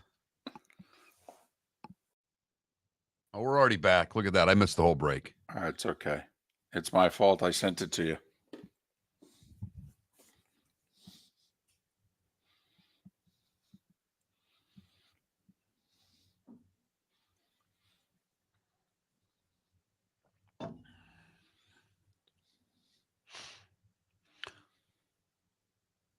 Barkley was really bummed about all the crew that are going to lose their job. He said, hundreds of people will lose their jobs at Turner because of this. And he said, there are guys on staff who we've been together so long that, they were kids, they were interns, they were fresh out of college, and now they have kids. He goes, that's what's going to suck.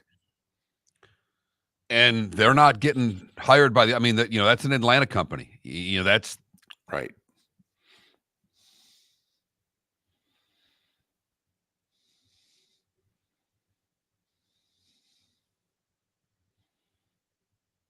So yesterday I got a call during the show. The AC people, that we had a part on our AC that had to be replaced. So they ordered the part. Mm-hmm. They called her, hey, we're on our way to your house. Never scheduled an appointment. Right. So, yeah, then they show up after the show and, of course, go right on through my tea time. Man, these gets me right. First world problems right there. No doubt. And, of course, if it was up to us, we'd say, listen, when you're done, lock up. Okay. I literally thought about saying, if you just hit the enter button, you can shut the garage door. I'll leave. Just hit that button right there. The garage door will shut behind you. But of course, God forbid anything happens, and then you have to explain that one.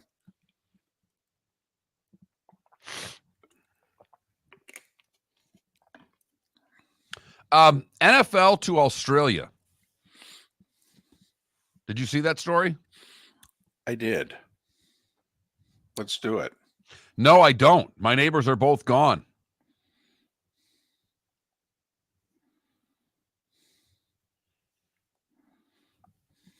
Two on one side are gone. One on the other side's gone.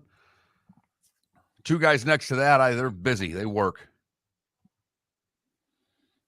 Probably could have asked Pierre if I really was desperate. You know what, Realtor Clark? You're probably right. Probably should have had Trent do it. Yeah, because we know I got nothing going on. Just sitting by the pool. Listening to the crew. Usually, not always.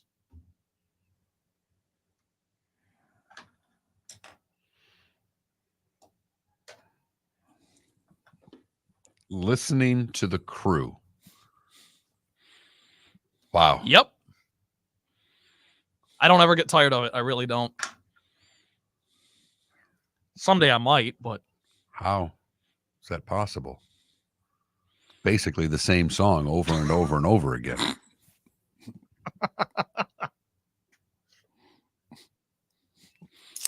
Something peppy, something snappy. Right.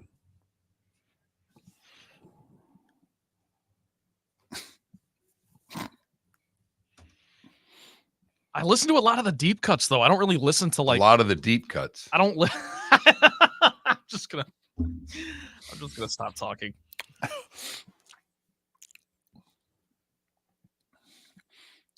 Only because it sounds like an oxymoron.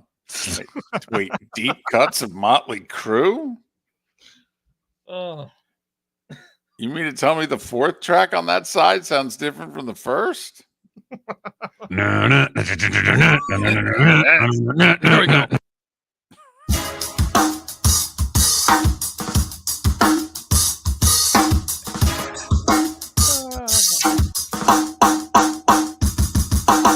Welcome back to Miller and Moulton, only on the Florida Sports Network.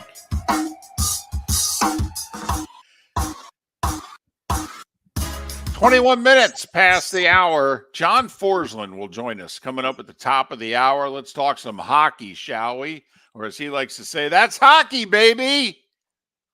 John Forslund, we think the best in the business doing hockey right now, to join us coming up in 40 minutes. Our poll question, it's a simple one. That Mark Miller, the David Moulton on X, or Miller _ Moulton on X. if you go to millerandmoulton.com and download some of our podcasts, some of the interviews that you missed, you also see the poll question. And, well, it's a pretty simple one today. It's about wings and how do you like them, hot, medium, or mild? It's pretty much 50-50. I mean, in fact, it is 50-50. 50% of you like them hot. 50% of you eat them the wrong way. What's the wrong way? Medium? Medium or mild. Oh, okay. So hot's 50, and then the other two combined are 50. Combined are 50. Wow, that many people like their wings hot, huh? Yes. Okay. We Well, like that's spice in this world. We're a spicy group. Well, I mean, my brother-in-law loves them, flame-throwing hot. Okay. My wife thinks anything spicier than ketchup is, just can't be consumed.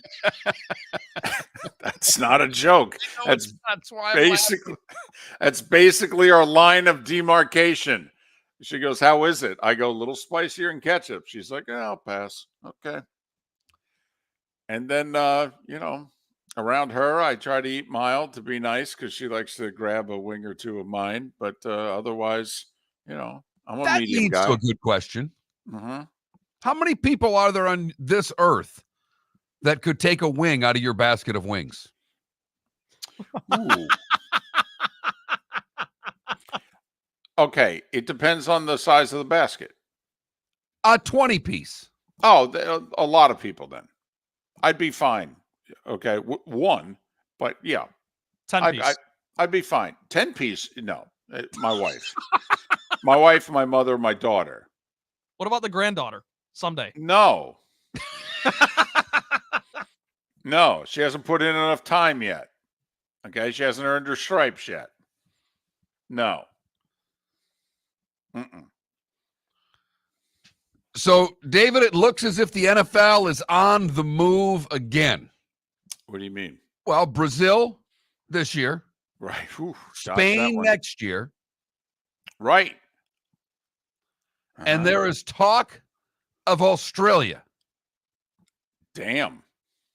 I did not know this, but the Eagles and Rams have rights in Australia as part of the NFL's global markets program that allows teams to activate their brands internationally. I saw that, and then with the story, what someone concluded, which I think makes sense, Mark, the Eagles are playing a home game this year in Brazil. Don't you think then that if we're going to have a game in 2026, say in Australia, don't you think that will then be a Rams home game? Yes. A, they have the territorial rights, and B, 2026 is when the NFC next has 9 home games as opposed to the AFC teams having 8. But here's the kicker. Because trying to air the game so we could see it in this country is a little trickier when you're down under. What's the time difference? 14 hours ahead of where we are. So and the NFL is not allowed to broadcast games in the U.S. on Friday nights and Saturdays from the second Friday in September to the second Saturday in December. So to not have the game on in the middle of the night, the NFL says would look to need a midday contest on a weekday in Australia. For example, a noon kickoff on a Monday in Sydney would be broadcast in the U.S. on Sunday evening at 10 p.m. Eastern, 7 p.m. Pacific. That's Monday Night Football in Australia, baby. Boy, it sure does seem like it, doesn't it? But actually, it would be Sunday Night Football. Monday at noon would be Sunday at 10. But I have to admit, I think it's got Monday night written on it because what are you allowing? You're allowing an extra travel day. And in theory, don't you think both teams would have their bye coming off the Australia game? Yes. So now Monday Night Football, that would be, 8:20 at night is 10:20 in the morning in Australia. Would this be a special, maybe Monday Night Football goes back to that game is at 9 o'clock? Where it's an 11 a.m. Australia start? On a Tuesday in Australia? I mean, that's what it would be. I understand. It is a great sporting country, not just, what we see in the Australia Open. The LIV event has done very well in Australia. Do you think Australians would look at American football and go, why all the pads? Well, I do think they'd want their little. Do you have to change the attire for the referees? Do they have to wear the tight whiteys that the Australian rules football guys wear, along with the hats? They wear the hats. And there's Also. nothing better than the goal side, whatever the main goal, the side goal calls. Right. The double point, the single point. Don't you think we have to do that?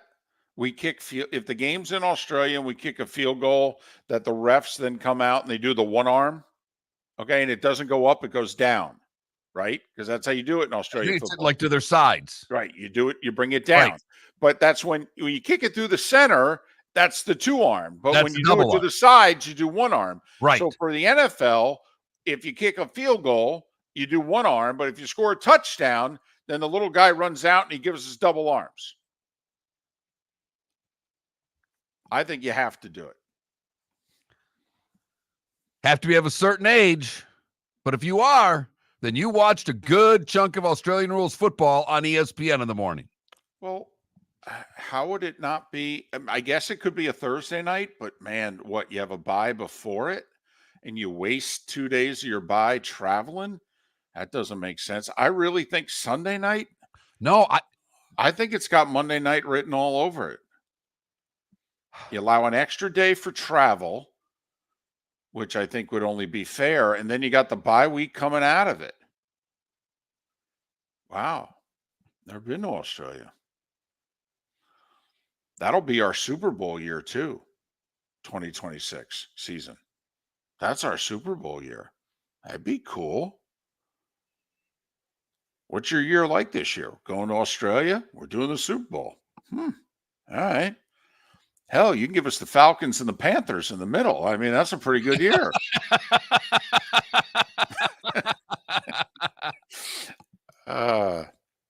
That'd be Michael Penix in the Falcons by 2026 also. Got that right. We'll see whether or not it's still Bryce Young and the Panthers. But boom. Kirk Cousins and the Jets. That's right. So Schefter also said yesterday that along with the NFL considering Australia, he believes this is where the league's heading by the end of the decade. 18 regular season games. For safety, according to the commissioner. And every team will play an international game every year. So there will be 16 international games. He thinks that's where the league's headed. I think he's right on with that. I mean, the Middle East was discussed as a place to play a game. Australia's being discussed. You've got Germany, you've got Spain. Now they're going to Brazil. Don't you have to go north of the border? I mean, international game is an international game. Don't you have to go to Toronto or Montreal? Don't you? One would think. Capital Canada, Why wouldn't- Ottawa. If I'm Seattle, I wouldn't mind playing in Vancouver.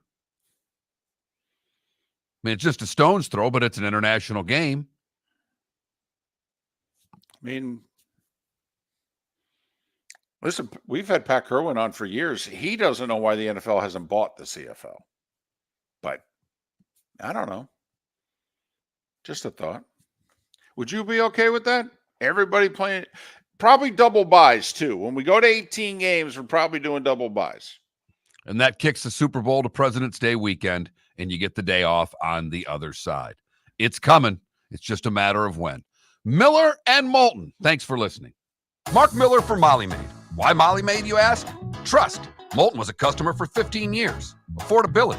Didn't I just say Moulton was a customer for 15 years? Worry-free services. Our professional house cleaners are fully insured and a 24-hour warranty. Call Molly Maids today at 239-774-5839. That's 239-774-5839 or online at mollymaid.com/FTMYERS. That's mollymaid.com/FTMYERS. The law firm of Michael F. Hornung has successfully represented the citizens of Southwest Florida for over 30 years. As a former prosecutor, the information I know is information you need to know. If you've been arrested for a DUI, a criminal matter, or involved in an auto accident, call the law firm of Michael F. Hornung. I'm a local attorney with local knowledge to assist you through the process. For a free consultation, call 0095. That's 239-437-0095. Offices in Fort Worth. Visit Jason and Todd at the Diamond District. 20 years ago, Jason and I had the idea for a jewelry store like no other, with a vast selection of certified diamonds priced 8 to 12% over cost. A team of individuals who are educated, driven, and believe in cultivating relationships. Today, we have become one of the largest independent jewelry stores in the country. Todd and I love what we do and are in the store nearly every day, along with our GIA gemologists, master jewelers, custom designers, and non-commissioned diamond consultants, all of which we consider family. As direct diamond importers, we travel the world, forging relationships and sourcing diamonds. What we love most about our business is that we can call Southwest Florida our home. If selection, value, and comfort are important to you, give the Diamond District an opportunity. You won't find a better diamond buying experience. Todd and I look forward to shaking your hand and welcoming you to our Diamond District family. At the Diamond District. You were listening to Miller and Moulton on the Florida Sports Network.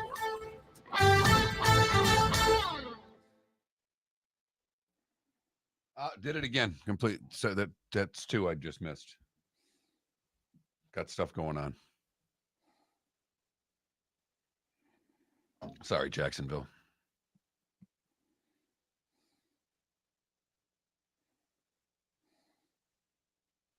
David, I want to make sure I get this right.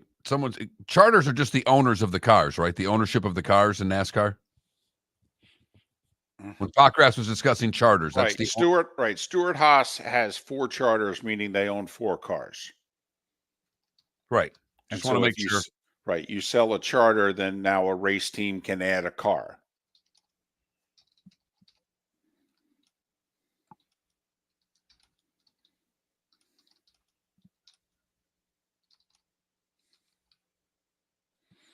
Yes, Canada Relief, that is true. Ralph Wilson. I believe Glenn Taylor also with the T-Wolves made sure. Yeah, of course, now he's trying to back out of the deal. But he said that the team could not be relocated. I think it was the same with Herb Cole and the Bucks, that the team could not be moved from Milwaukee.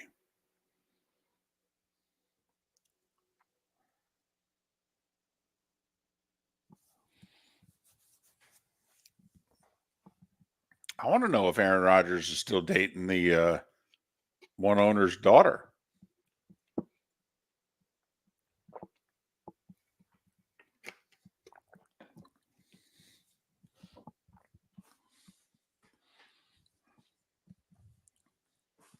Well, I thought it was an interesting comment, Irish football, when Kevin Harvick filled in with Hendrick a couple weeks ago, and he was asked what's the difference between Hendrick and Stuart Haas, and he says, well, I've seen the owner at least once a week every time I've raced for Hendrick.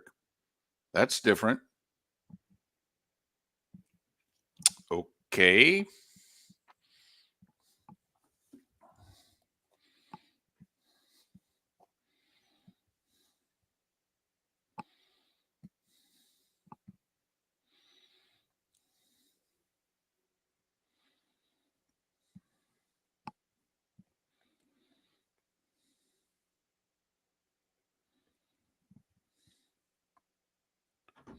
By the way, Noah Eagle replacing Ted Robinson as main announcer for NBC on the French Open.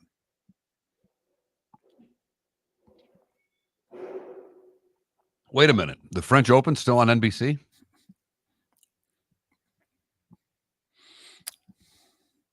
Not much of it.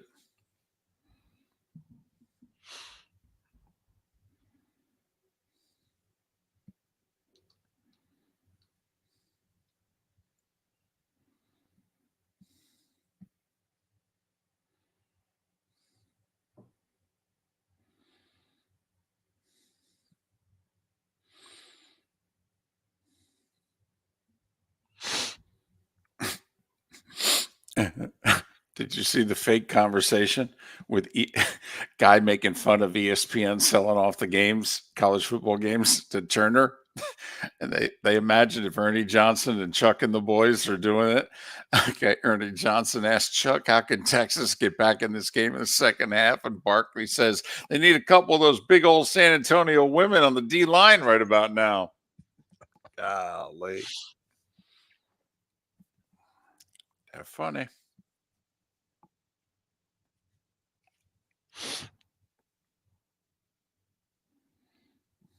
No, there are not, Logic Man. Oh, yes, there are. I'm sorry. I thought you said an infinite. Yes, there are just a certain number of them.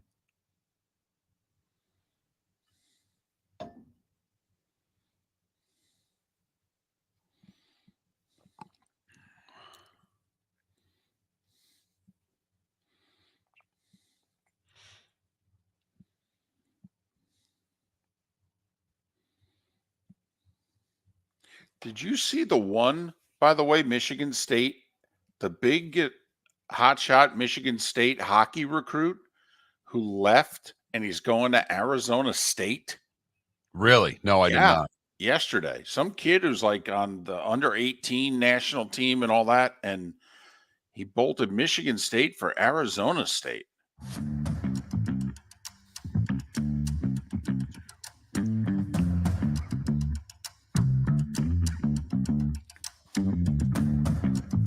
You're listening to Miller and Moulton, only on the Florida Sports Network.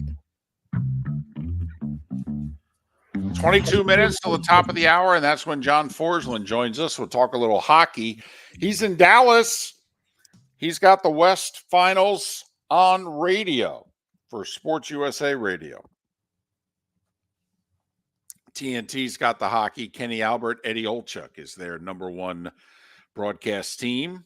Although it's interesting, they left Eddie with John during much of the playoffs leading up to this because those two do Seattle Kraken games together. So they just said, you two stay out west, do the series, But Eddie, we need you for, the West Finals with Kenny Albert. You're our number one team. And then show up at the Derby and lose your paycheck. Right.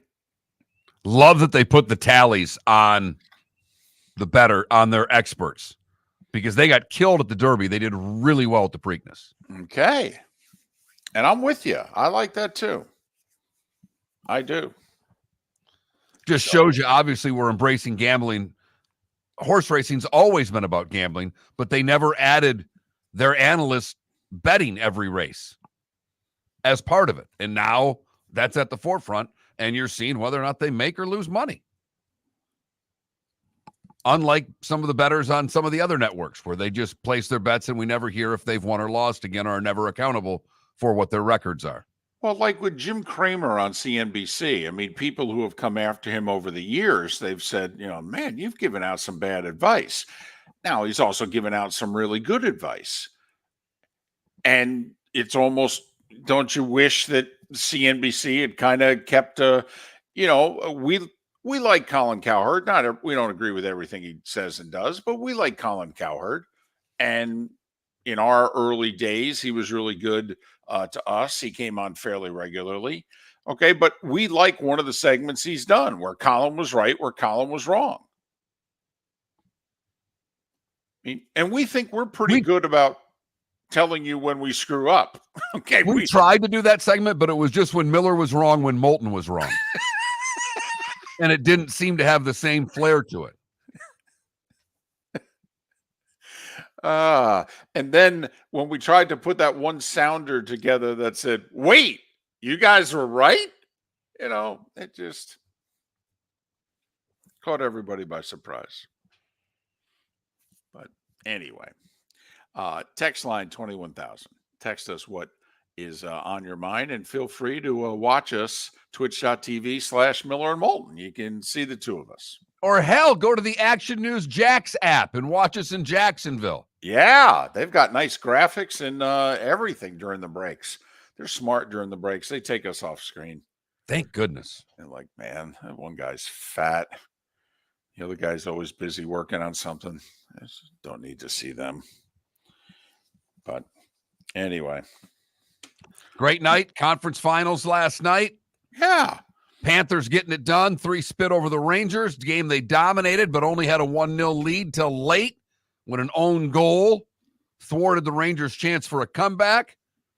Kyrie gets it done in the first half. Luka gets it done in the fourth quarter, and the Mavs win on the road, taking down the T-Wolves. What do you do if you're the Rangers? Because they've got guys, they can get heavier. Okay, they can. They've got, they went with skill in game one. Only produced 23 shots on goal, 12 in the first 2 periods, hit a few posts, what have you. But obviously, the skill didn't win out. Florida's got skill, but Florida's heavier. They hit more. Their forecheck is far more imposing than the Rangers. The Rangers have some guys they can go to here. Yeah, and I'm putting them in. The big fella's playing if I'm the Rangers in game 2. Boy, the big fella, though, the officials hate him. I mean, he's a guaranteed penalty. At some point in the game, Rempe, the big 6'7", 6'8" Ranger forward, guaranteed, whether he commits one or not, Mark, he's that NBA player that officials, they just call fouls on. I got you, but I need a dump and chase where Ekblad's going back to get the puck, and he's scared for his life because Remke's coming at him 100 miles an hour and is going to take his and put it through the boards. I've got to have that. I've got to have a forecheck. David, you and I both think, and we may be wrong in this, if there's a spot where the Panthers are most vulnerable, it's their blue line. I think so. Nobody's talking about it. I mean, their top defensemen have been playing great. All right. But I do think you can pressure their defensemen.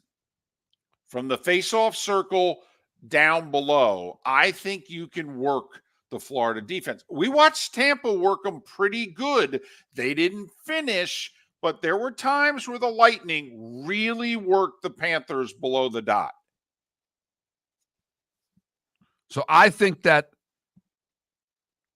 the way to beat Florida is to play the way Florida plays, to get a forecheck going, to try to, what you just said, to get the puck down low and work the Florida Panthers. It's not easy because Florida, their transition game is very good, but that's where you've got to get the forecheck going. So you see, here's the danger, though. So you're going to try to out-Panthers the Panthers. Oof. I mean, to quote Vern, oofta. Yeah, I don't know what to tell you. The Rangers, until the final 5 minutes, had like 12 shots on goal last night. No, I know. I agree. Couldn't get shots to the net. Gustav there was amazing. Had a tremendous night. Broke up a scoring chance and then had the outlet pass, which led to the first goal. I think, by the way, the other end, the Rangers, the first pass has to be there. When the forecheck's coming from Florida, you've got to be able to make the first pass and get in transition and not just rely on trying to flip it out and let them keep pounding it back at you. So obviously the Rangers will make adjustments. Panthers won't change a damn thing. Same lineup. Let's go. Let's go. We're great on the road, by the way. Let's go. I mean, what are they, 5-1 on the road? Split in Tampa, won all 3 in Boston, right? Yeah. And then just won at MSG. I think they're 5-1 on the road. And now the Rangers, for the first time, are playing trailing in a series. Yep. And the Rangers know you don't get game 2, your season's over. Yeah, you ain't winning. You ain't winning the series. You ain't beating the Panthers 4 out of 5. It's not happening. I don't believe. I mean, Vegas did it last year only because the Panthers were shot. And they were not healthy. Panthers are not shot, and they're very healthy at this point this season. So, by the way, really great, mature answer from Paul Maurice last night. There was a quote-unquote controversial goal, no goal. Florida scored. They took it off the board because of goaltender interference. Well, the league's been all over the place on goaltender interference. I mean, Was it goaltender interference? I think most of us would go, yeah, but we've seen stuff count this year that It wasn't nearly to the level of Bennett shoving the player into the goaltender and scoring. It wasn't close. If that's a goal, then last night's was a goal, David. I don't know what to tell you. Oh, well, exactly. And if you're a Ranger fan, you were watching it going, well, hell, they're going to count this. If they counted game 4 against Boston, they're going to count this. But they took it off the board, kept it a 1-0 game. So Maurice was asked about it afterwards, and he said, I thought it was a good call. And I'll tell you why I thought it was a good call. Because if it was in reverse, all right, I would not have wanted that goal to count. That would have really bothered me. Now, that's a mature answer from a coach. He was far more honked off over the too many men on the ice call than he was the goaltender interference call. Yes.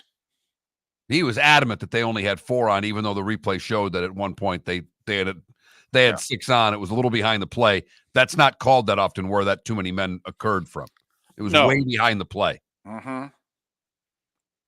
And you can't tell me, by the way, and the officials will deny it until their death. You can't tell me that the reason they called it, because they had called 4 penalties in the game up until that point, and 3 of them were on the Rangers. All right. And we've seen it in basketball too, where a head coach all of a sudden just starts letting the officials know, just so you know, fouls are 6-2. That's all. They don't have to say anything more. Happens all the time. You know, you guys have called 5 fouls in a row on us. That's all you have to say. Just make them aware. And they could all be legitimate calls. But you just make them aware. Officials want it to be somewhat even at the end too. Yeah, I felt like that was a bit of a, not necessarily a makeup call, but I thought that I was stunned by when I watched it and I watched it again where the players were. I was like, wow, that's right. That's a really tight too many men on the ice call. They usually let it slide. They do. Technically, it's right, though, and that's what the official can say. It's too many men. Technically, yeah, but come on now. We know how the game's played, you know, how many strides from the bench and whether you're close to the play or not, you know. Put it this way. Do we think that's a too many men on the ice on a Tuesday in Winnipeg? Hell no. I didn't think so either. Hell no. I didn't think so either. But I knew penalties were 3-1. Okay, and I'm like, this will be something if at the end of this game, with as physical as Florida is, the Rangers had 1 power play. Even though I thought the game was well officiated, didn't have any issues with the game at all. Florida was the better team, deserved to win. Hell, I think they're the better team. Yeah, Florida is the better team. Yeah. Now the Rangers will have to adjust to prove that they can, because they didn't beat the Panthers during the regular season. They had 1 overtime win, right? Right. The Panthers were 2-0-1 against the Rangers. Right. And, you know, they were good games, competitive games. Florida's better. We think they're deeper. We think they're more versatile. Florida has the ability, in our opinion, to play whatever style it is you want to play. Right. But they also are good enough to dictate style. And that's what makes them so dangerous. They are going to be a very aggressive forechecking team, and they play tenacious defense in their own end, and they hit you for 200 feet. It is a tough team to play against. Got a coach who's never won the Cup, who's been in the finals twice. You got a goalie who's won multiple Vezinas, all right, taking a team to the finals, hasn't won the Cup, and is in his mid-30s now. All right, you've got tremendous players. Barkov, you know, Kachuk, Verhaeghe, you know, Ekblad. Barkov's the most underrated player in the league. And he's a great player. And I am with you. What he brings to the table, not many other players bring to the table. What he can do defensively and still be productive on the offensive end of the rink is as impressive as anybody in the league. I don't think it was a coincidence last night that you heard nothing from Kreider and Mika there. Nothing. Zibanejad, nothing. I mean, hit a post in the third, but yeah, that's going to be a problem for the Rangers. Because you're right. Barkov's like, you want me to play offense or defense tonight? Why don't you focus on the defensive end? Got it, boss. Best two-way player in the league? Yes. Yes. Because I still think this year, I mean, you could argue this year Crosby was still amazing. Amazing. Especially in his mid-30s. But I'm with you, Mark. You remember Zetterberg in his prime for a couple of years there, and you were like, this is the best damn player in the NHL. I mean, he's not the best offensive player. He's not the best defensive forward, but there's not a damn thing he couldn't do. Not a guy he couldn't check, not a face-off he couldn't win. There's nothing. It was like, damn. And Barkov can play the power play, can play the penalty kill, can take the big face-off. Whatever you need out of that guy. He is incredibly impressive. It'll be a disappointment if they don't skate with Lord Stanley.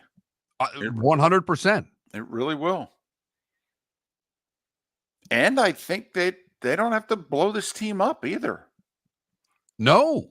I think they can keep this team together for a couple of years. At least the way the contracts are structured. We talked about that yesterday. I mean, their core is locked in for the rest of the decade. Not only that, they play a fun style. They can skate, but they hit. They hit. Not many teams hit anymore. They hit.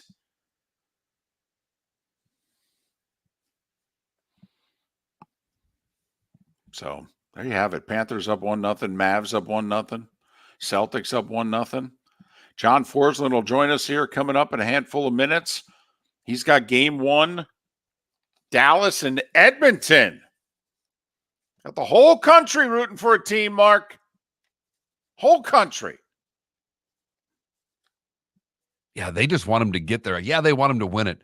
They just need a team to represent them in the final.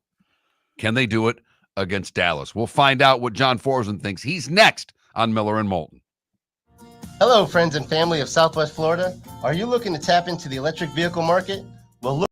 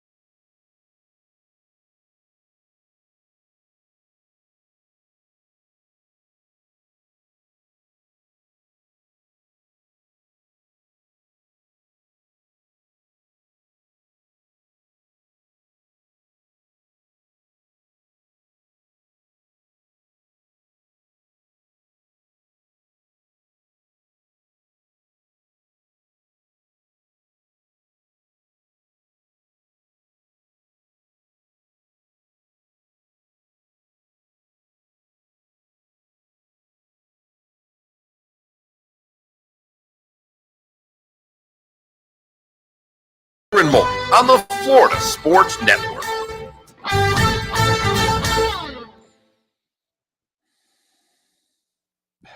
So I got this text last night, David, from group text from a buddy of mine. Scotty is plus 240 to win at Colonial this week. The PGA golf tournament with 100 plus potential outcomes. To add perspective, the Rangers are down 1-0 with 13 minutes to go at home and are plus 350 to win. With only 2 possible outcomes, I might add. No one answers. This morning at 8:28. I guess I found that more mind-blowing than most. But he does make a point. Just found it interesting. Vegas determined that the Rangers were less likely to score in Florida than Scotty was to win a golf tournament.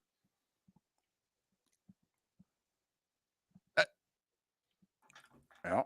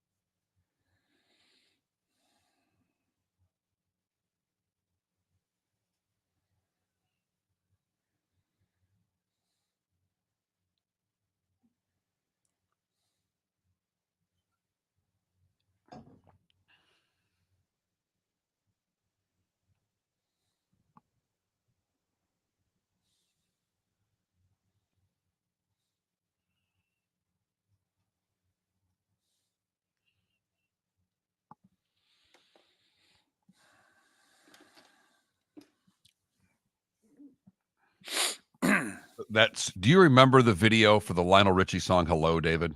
Mm-hmm. If your blind art students aren't sculpting your head in clay, are you really reaching them?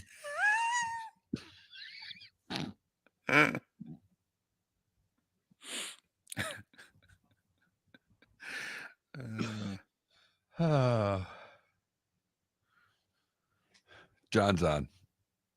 That's awesome.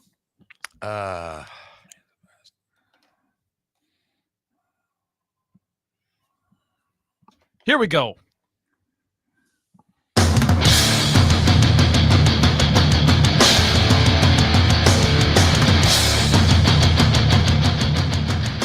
You are listening to Miller and Moulton, exclusively on the Florida Sports Network. And now here's Mark Miller and David Moulton. It is the Diamond District bonus hour of Miller and Moulton in the 239 and the 904. Thanks so much for being with us. MillerandMoulton.com, Miller_Moulton on X. Our poll question simply, how do you like your wings? We're going temperature, not flavor. Mild, medium, or hot. You guys like your wings hot? All right. Vote accordingly. John Forslund, we've never asked you, how do you like your wings? I take a medium. crispy and with blue cheese and never ranch. And you probably miss Blinko's, don't you, John? I do. Yeah, I really do. Yeah, and Jimmy, and that was a great spot. Yeah, that goes back a long time. He's an old friend of mine, so Yeah, he always that's listens great. from up in Niagara Falls and always will text when one of the old Canes is on. But John, obviously you're getting ready for the Western Conference Finals. Last night we watched a great game with Florida getting up 1-0.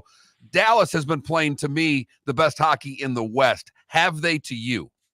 Yeah, I think so. Obviously, I was on them a lot, up to this point. So I've seen Dallas a great deal, and Edmonton too. And so I think this is a close one, and this will be a very interesting dynamic between a high-end lineup supported by Connor McDavid and Leon Draisaitl, and maybe a top-heavy lineup against a balanced team that plays really well through the middle of the ice. It plays a real strong defensive style.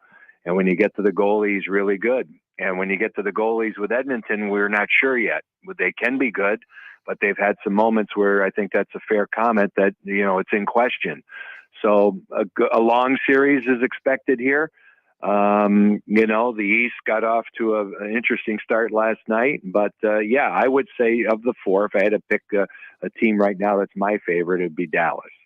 He's John Forslund. He's the television voice of the Seattle Kraken. He does the NHL on TNT, and he transitions to radio late in the playoffs, Sports USA Radio, a broadcast that will also be heard on NHL Network Radio on Sirius XM. Follow John on X at John Forslund, Forslund. John, if Edmonton doesn't get a handful of power plays a night, do you think they can win this series? They have a huge advantage on paper when they're on the power play, and Dallas's penalty kill's been shaky. But if they don't get 4 or 5 power plays a night, like the Rangers only got 2 last night, Rangers can't beat the Panthers if they only get 2 power plays. No, that's the danger of having a great power play. And I think great isn't the right word to use for Edmonton. This is historic. Many people, hockey people that I've known for a number of years that go way back, including Paul Coffey, who's on the coaching staff of the Edmonton Oilers, who, as you know, was an outstanding cog with Edmonton, Pittsburgh, Detroit, Hall of Famer, and ran power plays. He tells me this is the best power play he's ever seen. So they succeed almost 50% of the time. But you got to be, worried a little bit when you see teams that are fueled by their power play. If their power play is going to fuel their game, it's dangerous. If their game is running on high octane and then their power play supports it and puts it way over the top, they're likely to win the Stanley Cup if that's the case. Carolina's a similar team, relied on a power play the entire regular season and very good penalty killing. But you get into a playoff series and you see the same team for 2 weeks. It's hard to go there. It's hard to rely on it because at some point it's going to be straight on 5-on-5 hockey. As you go deeper into a series, when you get to game 6, game 7 especially, look what happens. No penalties. The referees kind of let them play unless it gets ridiculous, and you have to be able to grind out a game. And I think it's fair to say that Edmonton has to prove that. Excellent team, and I think this coach, Chris Knobloch's done a very good job of making them more defensively conscious. I think that's an underrated part of their game that may show up in this series. If it does, they have an excellent chance too. John, why is it that Edmonton's 5-on-5 play isn't better with all the talent that they have? And we all know the names, but with all the talent they have, and they have the ability to hit and forecheck as well, why are they struggling 5-on-5? They just can't get any production from the lower half of the lineup of the forward group, right? So forwards 7 through 12 have been an issue all season, and there's no production, little or very little production. So when you look at that and you're game planning against Edmonton, you obviously check the boxes. It's pretty easy, who you're looking at in terms of the high end players, but those players get trotted out there over and over and over again. So Draisaitl, McDavid, Hyman, Nugent Hopkins, Evander Kane, it's over and over again. Now, the young player Dylan Holloway has done a nice job in the playoffs. They're going to have to rely on him to be part of their top 6. And then you get to the third line and the fourth line. And they go out there and they play and they try to do what they're supposed to do, don't get scored on, but they're no threat at all offensively. So what ends up happening is Edmonton overtaxes their world-class players. And so when you start running out Draisaitl and McDavid and they play in excess of 20 minutes a game in a playoff game, there's a wear down factor. And there was a point in the Vancouver series. Eddie Olczyk and I did game 5 of that series for TNT. And it appeared that the big boys were out of gas. They just didn't have it that night, and they were reaching for something that wasn't there. So to me, that's why. And if some magical potion is given to these guys and they get support scoring, they'll be okay. But that's something they're going to have to look at, moving forward. They're going to, if they don't have success, in this series, they're going to have to address that in the off season. John, it's very much like in football. You're not a good running team, but you need to run the ball enough to set up what it is you really want to do. I think the Edmonton and the Rangers both have the same dilemma. Like Dallas and Florida, they'll just roll 4 lines and they'll just grind you all night. Edmonton and the Rangers know they need to play their 12 forwards, but both their coaches, like last night, Lavallette's bench got real short last night. You referenced in the Vancouver series, there was a game that you and Eddie did. Draisaitl and McDavid both played over 29 minutes in the game. Right. I mean, but at the same token, how do you keep your best guys off the ice? That's the thing. And that's a balance that, coaches have to walk at this level, and because the big boys want to play. So they don't mind every other shift, as long as they don't overstay their minutes. As long as their shifts are short, and for the most part, that's what you look at, right? So if you look at shift length and you want forwards, in that 45-second range, when they start exceeding that, you kind of wipe out the power play time because it'll skew the number. But that's where you run into defensive problems. That's where fatigue sets in, and that's where Florida can grind the Rangers down into the ice. So if you look at last night's game, I'm going to write it off to a flat performance. The Rangers played their worst game of the playoffs. They had no energy to me, but that plays right into the hands of the Panthers, who are a methodical, tactical, neutral zone controlling team like Dallas. They can lean on you and be physical. The second game of that series, if the Rangers don't somehow start to play with pace and get in there and forecheck and roll four lines that can make a difference, they're going to get outmanned. I think it's the same thing in the West. I think it's interesting that they're very similar this way. To me, the balanced team always wins. That's what wins. That's the recipe. Every coach will tell you that. It's 4 lines. It's 3 defense pairings. Dallas has been running 5 defensemen. That's an issue. They're going to have to figure out who the 6th guy is, in this series, especially because Edmonton will push the pace, but Colorado plays with pace. So I think Dallas is accustomed to that. The Rangers saw a different animal last night, and they're going to have to adjust to it. Connor McDavid has 1 billion assists in the postseason. He's got 2 goals.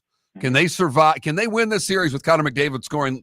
Doesn't he have to score more goals if Edmonton's going to win? I don't think so. As long as he's in and around the points and as their primary assist, he's making the spectacular pass. There was a goal that he scored in the previous series against Vancouver, on the power play where he sucked in 3 guys and gave it a Draisaitl. It was a beautiful goal. It was all McDavid. No, I don't see where he has to find the net. Hyman will do that. Draisaitl will do that, and McDavid will do that. I mean, he could just start scoring goals in this series, because he's out there and he's the best in the world, and that's what he does. But as long as, he's a factor, that's the thing. You look at a couple of the games in this playoff year and you wonder where he is, and then there's speculation that he's hurt. And who knows what the case is there? We never find out till it's over. But when he's got to be really noticeable because he's that good. And nobody has obviously the skating ability, the quickness, the top hand control of his stick, that he can stick handle through anybody and make it happen. I mean, that's what he's all about. I mean, I think if you ask him, he's not overly concerned about scoring goals. It's how many scoring chances is he involved in, and how much of that is predicated upon what he does. That's the key. He's the best difference maker in the entire league. So that's what you look for. And he can take over a game. He can take over a series. And maybe your point is well taken. If he starts to drop a couple, then he just becomes unstoppable, because we've seen that before. John, we have less than a minute. Berube in Toronto. All right. Is that a difference-making hire? Yeah, I think so. I think it's a sheriff. It's someone that's going to come in there with all the credibility you need. Most importantly, Stanley Cup credibility. And I think the players are going to enjoy him. He's honest, from what I know about him. He tells the player exactly what the story is, and he doesn't have any agendas. And he's going to spend, like he said in the press conference, he's going to spend his summer getting to know these guys. And I think younger players love that. I don't think, I see a younger generation of NHL player that is clamoring for that kind of approach. They know how to prepare. They know how to train. They know what the game's all about. They have preconceived ideas of how they want to play, but they need not a disciplinarian, just someone who says, hey, this is how it's done. This is what I expect. This is what I want you to give me, and you're going to be fine for it. Laviolette did a similar thing with the Rangers this year. He went in there, same group, demanded more accountability, real positive reinforcer. I know that because I've seen him work, day to day, and that's what he did. Same thing with the Chief. He's going to go in there and do all of that, and I think it's needed for that group. Sports USA Radio Network for the Western Finals. John Forslund. Follow him on X at John Forslund. John, have another great call, and hopefully we can talk again later on in the playoffs. My pleasure, guys. Anytime. Thank you. John Forslund on Miller and Moulton. Located on the East Trail, locally owned Naples Tiki Bar and Grill is an outdoor eatery next to the Hitching Post Shopping Center. Island-inspired.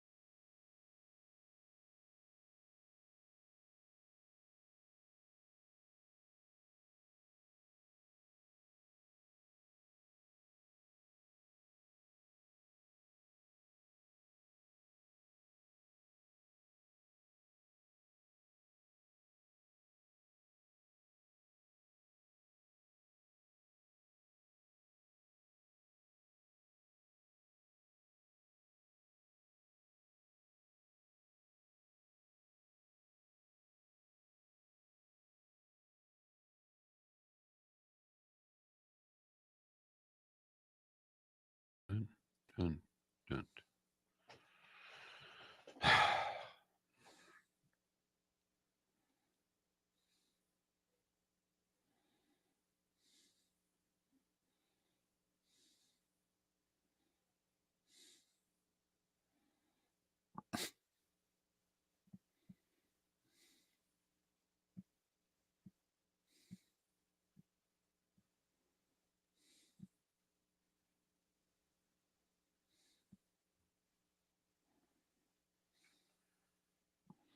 I guess they're making Beverly Hills Cop 4.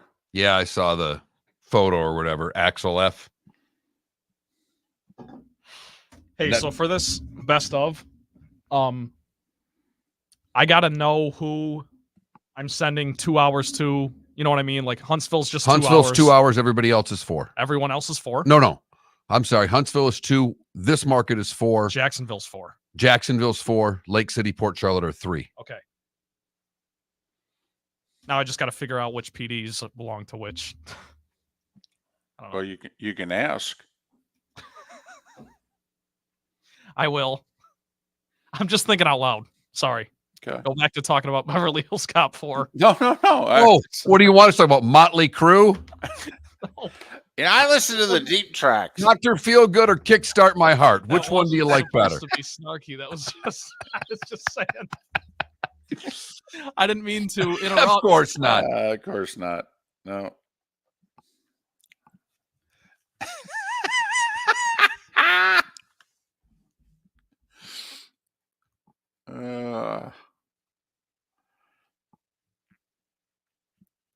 Oh God, Beef O'Brady's and Pine Island. Well, let's see. It was pre-Mark. So Mark and I got together in the summer of 06. So it's somewhere between 2000 and 2006. But the Beef O'Brady's on Pine Island. It's probably 03, 04.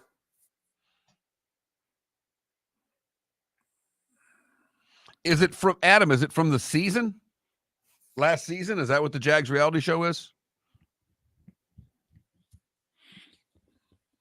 Not that I'm going to watch, but.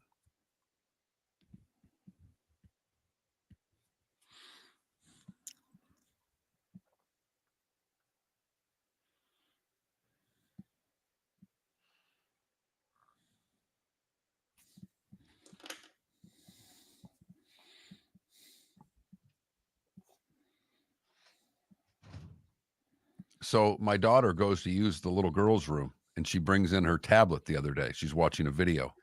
And I'm like, what are you doing? And she goes, and you don't bring your phone in with you. God, I hate when they're right. I mean, matter of fact, like, hey, I pay attention around here. That was her first STFU moment, basically. Yep. She just did it politely. Yep. Oh, you made it till 10. Did you tell Eve? No, I did. I forgot to. That funny. I feel like such a clown every single time I go back there and get water because I walk past all these people that are wearing like business attire and I'm wearing this. Don't worry about it. No, I know. I just think it's funny. Like, they're like, how you doing this morning? I'm like, great. Hey, trust me, you've put in more work today than they will all day. All day. Oh, I don't actually feel bad. I'm just saying it's funny. Like, I just, whatever. I'm like, oh, that's the kid that works down the hall. Make like 7 trips to that break room every single show. All right, here we go.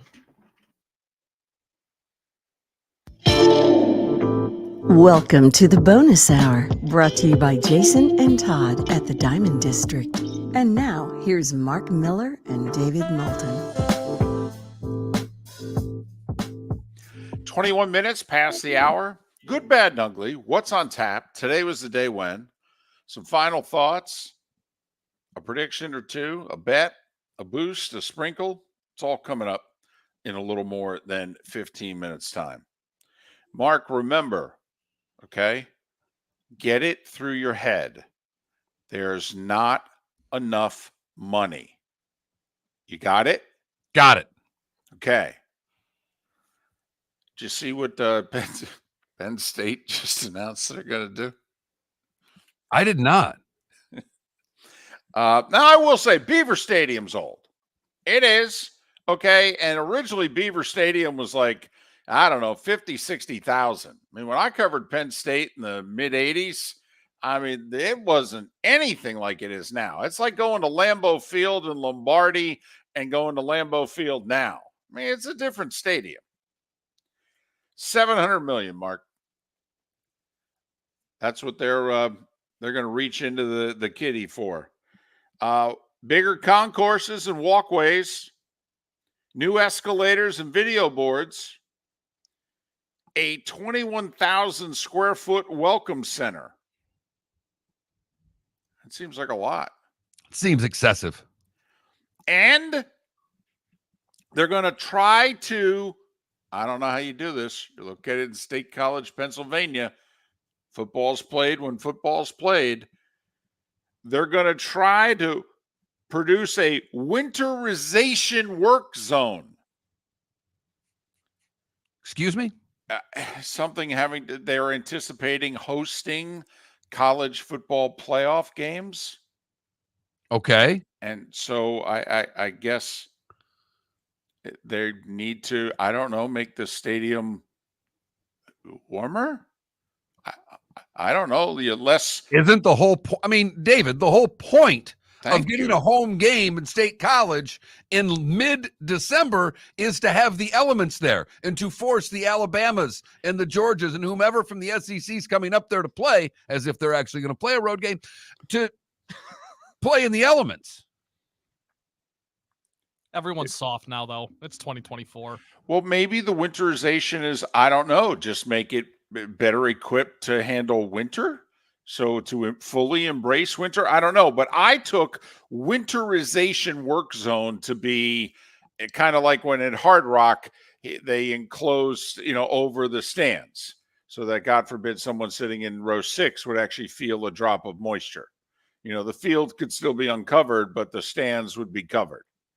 I don't know. 700 million, though, and they're just dipping into the, coffers, and they're doing it.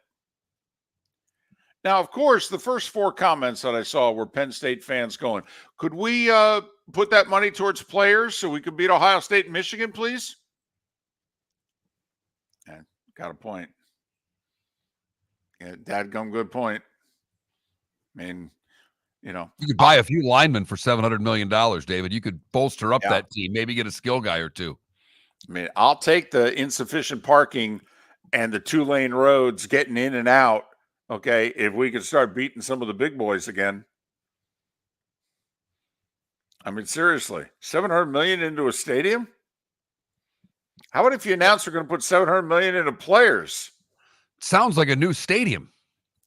700, I mean, especially in the middle of Pennsylvania. Right. I mean, 700 million goes a long way in State College. Apparently not. Well, they're going to widen some concourses, put a few escalators in, and put a welcome center in. It's costing $750 million. Oh, I'm sorry. They're going to winterize the stadium. And don't forget the video screens. Are the Charlotte Hornets worth $700 million? Yes. No, seriously, are they? Yes. I mean, no, but you know what? They're worth a couple billion. But I'll bet you that could buy you the lowest rung NHL team. No. The Ottawa Senators went for over $1 billion. Well, I know some NBA teams. I mean, are maybe not worth $1 billion. First off, Arizona went for $1 billion. Well, that's true. Now that it's a B. You're right. It is a B to get a franchise. Period. Yeah, you're right. Can't do it. Can't do it for $700-800 million anymore. But you can get lovely concourses for November and December. And you can winterize them. You can have a winterized work zone. I don't even know what that is. I grew up in the Northeast. You guys grew up in Michigan. What is a winterized work zone? I don't know. This is the dumbest thing I've ever heard of. During the game, do they actually fix the potholes? What does it mean? I don't know. Or does it actually blow snow out during the game? Does it actually make it colder? I don't know, David. Right. Or do they actually winterize work zone? They blow snow onto the field for when the teams from the SEC are playing. It's actually a snow blower. Now that I'm all in. I'm all in on that. That would be the best money ever spent by a team up north. Right. Skip pumping in the crowd noise. We're pumping in snow during the game. And the best is you turn the machine off when we have it. We don't have to throw during that wind and snow. All of a sudden, Carson Beck and Georgia's got it. 1st and 10 on their own 13. Oh, man, it's a storm. Hit them. Turn it up. Punch it. Talk about a whiteout. Hello. Carson Beck and Georgia playing a road game in the playoff. That's a good one. Isn't that funny? That was funny. That's good material right there. It really is. Yeah. But anyway, we'll say though, they're not asking anybody for any. They just announced they're doing this. Not that these colleges are, overcharging for things and, aren't sitting on billions in cash. No. Hey, I like the confidence. They're confident they're going to host a college football playoff game. Good for them. I saw a good comp. It was actually a reader in an article, letters to the editor, and I kind of glanced because the headline caught me. Compare James Franklin to Mark Richt. Rick at Georgia, Franklin at Penn State. One title each. Yeah. Mm-hmm. Right. Can't beat the teams you're supposed to beat. Puts up 9 wins every year. Now, I will say this playoff is designed for Penn State. The 9-10 win team that, this is designed for Texas A&M, to be brutally honest with you. That you should be able to now, even in the tough conferences that you're in, come on now, 12 and then 14 team playoff. You're a Penn State fan. The next 10 years, how many times do you expect to be in the playoff? Not hosting, just no. I in understand. The playoff. One of the 4 Big Ten teams that qualifies for the playoff. 8 or 9. That's what they think. But you're forgetting about at least 7. Right, you're forgetting Oregon. You're forgetting USC.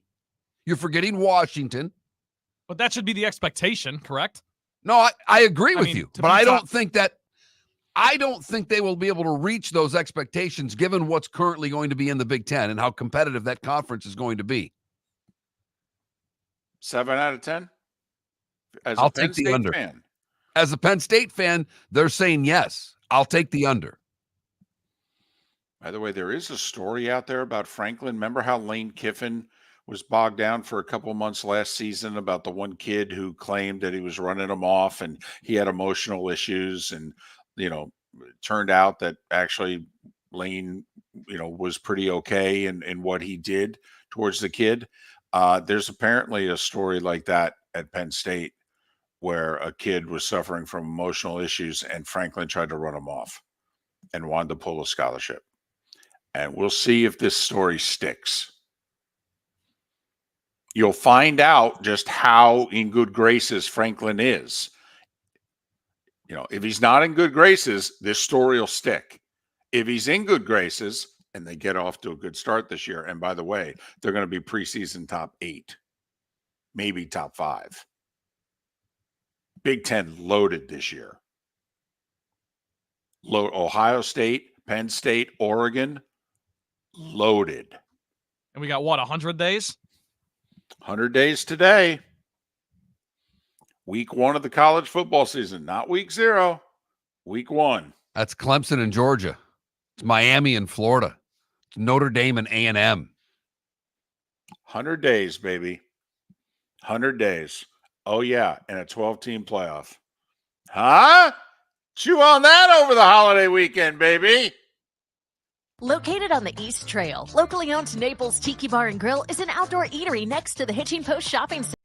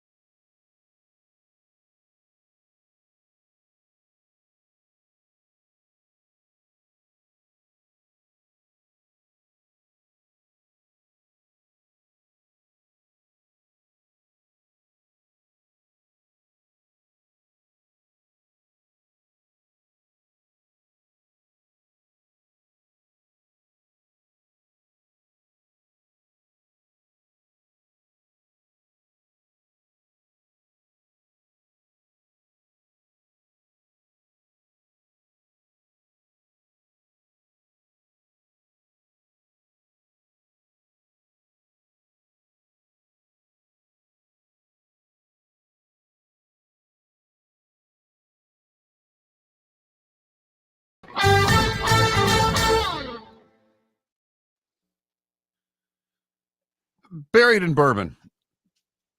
I know you're a big Gator fan. What is your What's the basis for theory behind Yeah. Georgia's best? Because you've been burying this at me for 2 days. Every time we bring up Georgia's best days are behind them. Well, they won back-to-back natties, so maybe they are. Based on what? I mean, they're still one of the top 3 recruiting teams in football. They were a game away last year from being the one in the playoff. Right? They beat Bama. They're the one. They lose, they're out. Correct.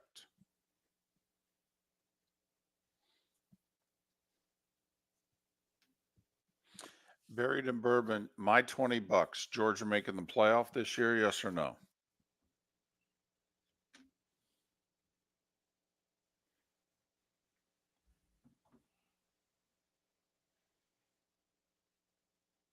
This is us hanging up and listening.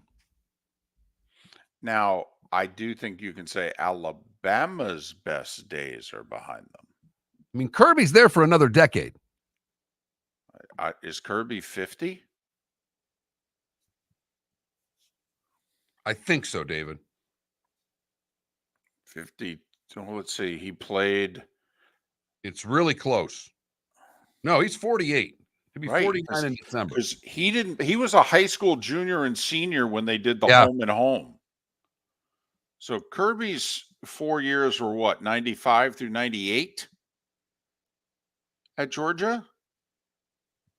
So yeah, he's 26 years removed from college. Man. I mean, unless Florida's hiring him and you're telling us something we don't know.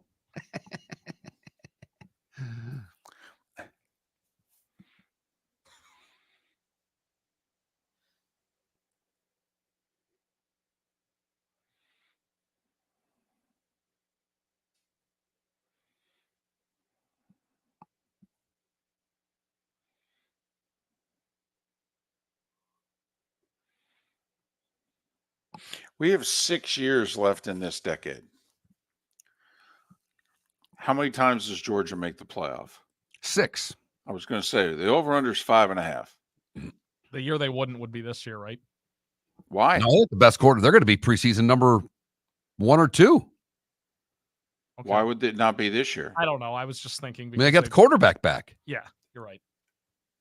I was just thinking because they didn't make it. Either them or Texas will be the preseason pick to win the conference. The other thing is look at their schedule, although they're playing Clemson. I mean, here's the thing. Do you think a 10-2 Georgia misses the play? That's, No. I know we've talked about this before, but, you can have 2 losses now. Do the math. Just to 12. 4 SEC, 4 Big Ten. Give the ACC 2. That's 10. Big 12 won 11. Group of 5, which is now group of 6, won 12. And the only thing that takes the 4 to 3 is Notre Dame. Or does Notre Dame take the second bid away from the ACC? Right. So, if I'm a Big Ten SEC fan, I'm in the back of my mind, I'm thinking we're getting 4. And when we go to 14, that number could jump to 5. Tim Tebow, Adam. Yeah, in fact, I think he's the only Broncos quarterback drafted by them to win a playoff game for them. In history? In history, go all the way back. Wow. Because Craig Morton was on the Broncos team at 77 that led him to the Super Bowl.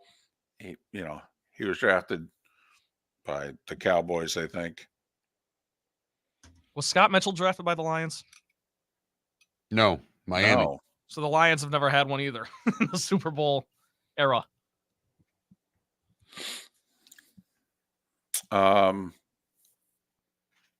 So Kramer didn't come through the Lions?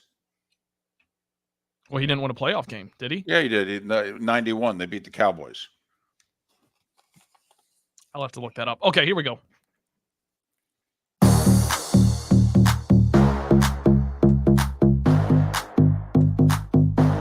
Welcome to the bonus hour, brought to you by Jason and Todd at the Diamond District. And now, here's Mark Miller and David Moulton.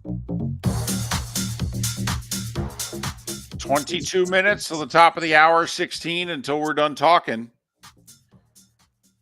Miller and Moulton, thanks for being with us. No Pat Kerwin tomorrow. Matt Murschel from the Orlando Sentinel will talk about, well, quite frankly, Orlando and the Jacksonville Jaguars, along with a few other things.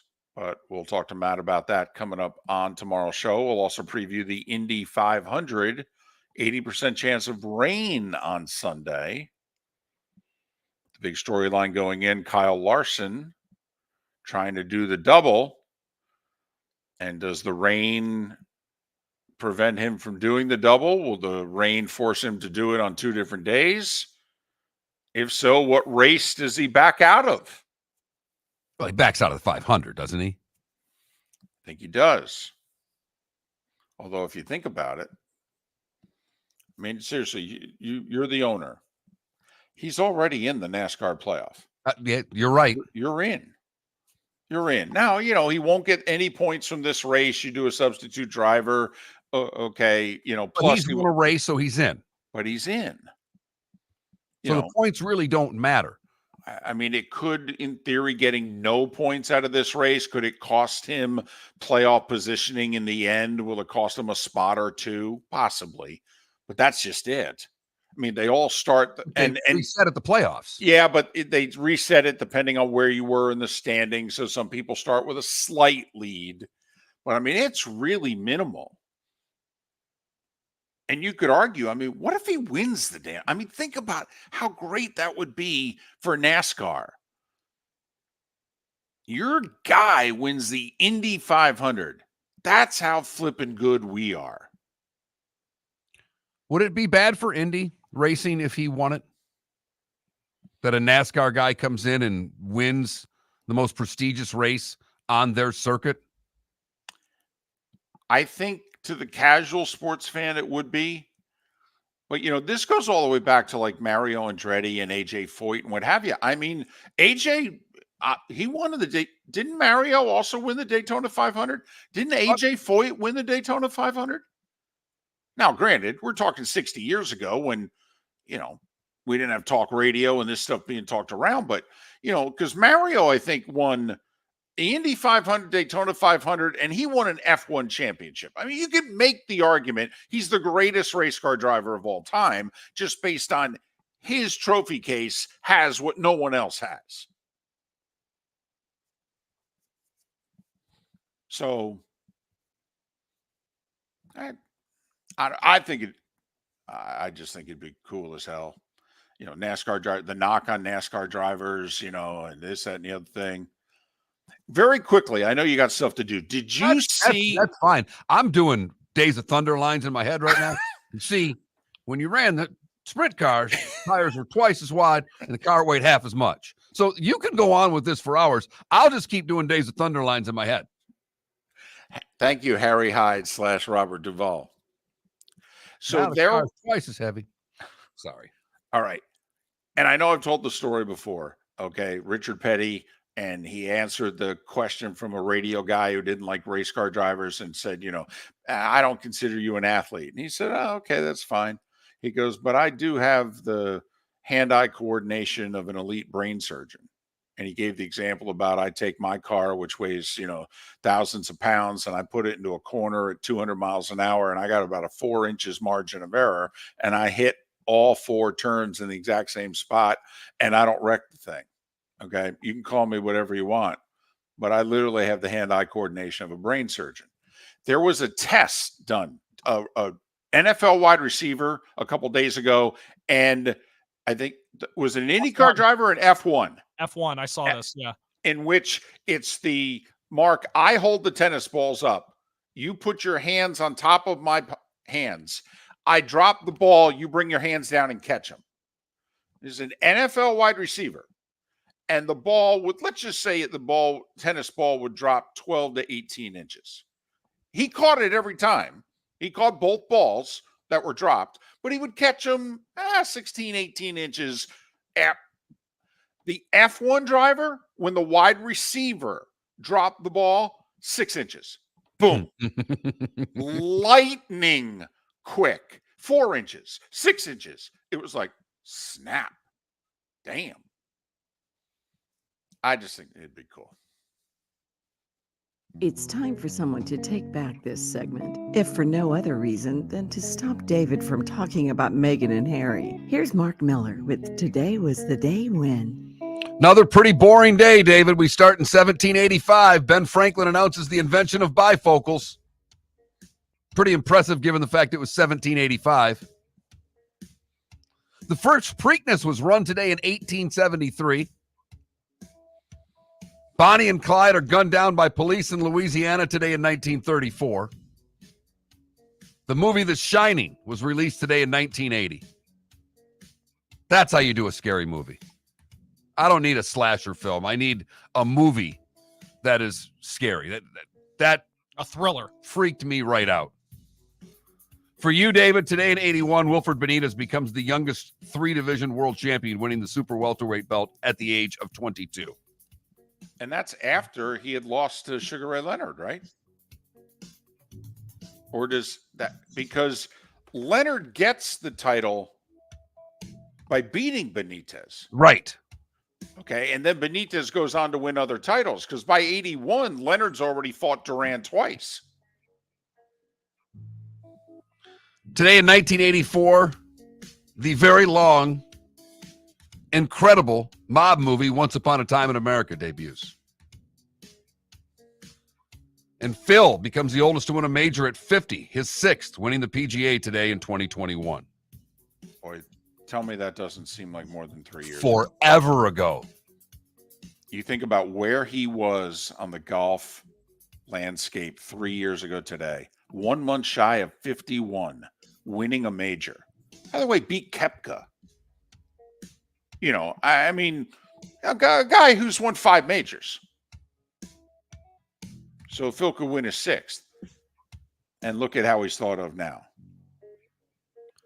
Marvelous Marvin Hagler would have celebrated a birthday today. Joan Collins is 91. Tennis player John Newcomb is 80. Buck Showalter is 68. Drew Carey is 66. And singer Jewel is 50. What did I miss, David? The only thing, and this is more you, and I'm surprised you didn't bring it up. Tom Petty kind of changed music today in 79. He was tied into his music label, and he had his 2 big hit records, and he had nothing to show for it. You know, in 76 and 78, his 2 albums, okay, and he was broke. And his record label got sold, so a new company inherited his rights. He said, BS, you don't own me. I'm not property. And he would not release his 3rd album. And he went $500,000 into debt, which in 79 is a lot of money. Anyway, he won. Filed for bankruptcy, right? He did. Okay. MCA blinked, released him from his existing contract, signed him to a new deal, allowing him to make the kind of money that he should have been making for producing hit records. Helped change music. So what part of that actually happened today? No, it was today. He filed for bankruptcy today. Filed for bankruptcy today 45 years ago. Ended up changing music history. You've heard folks elsewhere mock Florida is gonna Florida. Well, Mark Miller sees it differently. He calls it the good, the bad, and the ugly. What you got, Mark? We have Frank Carbonillo. He's a skydiver, David, and he was jumping in Zephyr Hills, Florida, when he managed to lose his phone at 12,000 feet in the air. He got his phone back. Okay. Thanks to the Find My Device feature, he found his phone in a wooded area that was basically no scratches on the phone. The phone was fine. Lost it skydiving and found it. That was really just for David. So everybody's getting their wallets and their phone back is what you're trying to emphasize, even if you're losing it from 30,000 feet. Uh-huh. You blankety blank. For the bad, we'll stay in Florida. Everybody gets their phone back, David. Where in Flagler County, a Florida man is accused of scamming and defrauding an elderly woman at Publix. Apparently, he and his girlfriend were following a woman around, and he kept talking to her, telling how bad things were, and the woman took the money out. The key of it is he was wearing a shirt that said, "Family first, money second."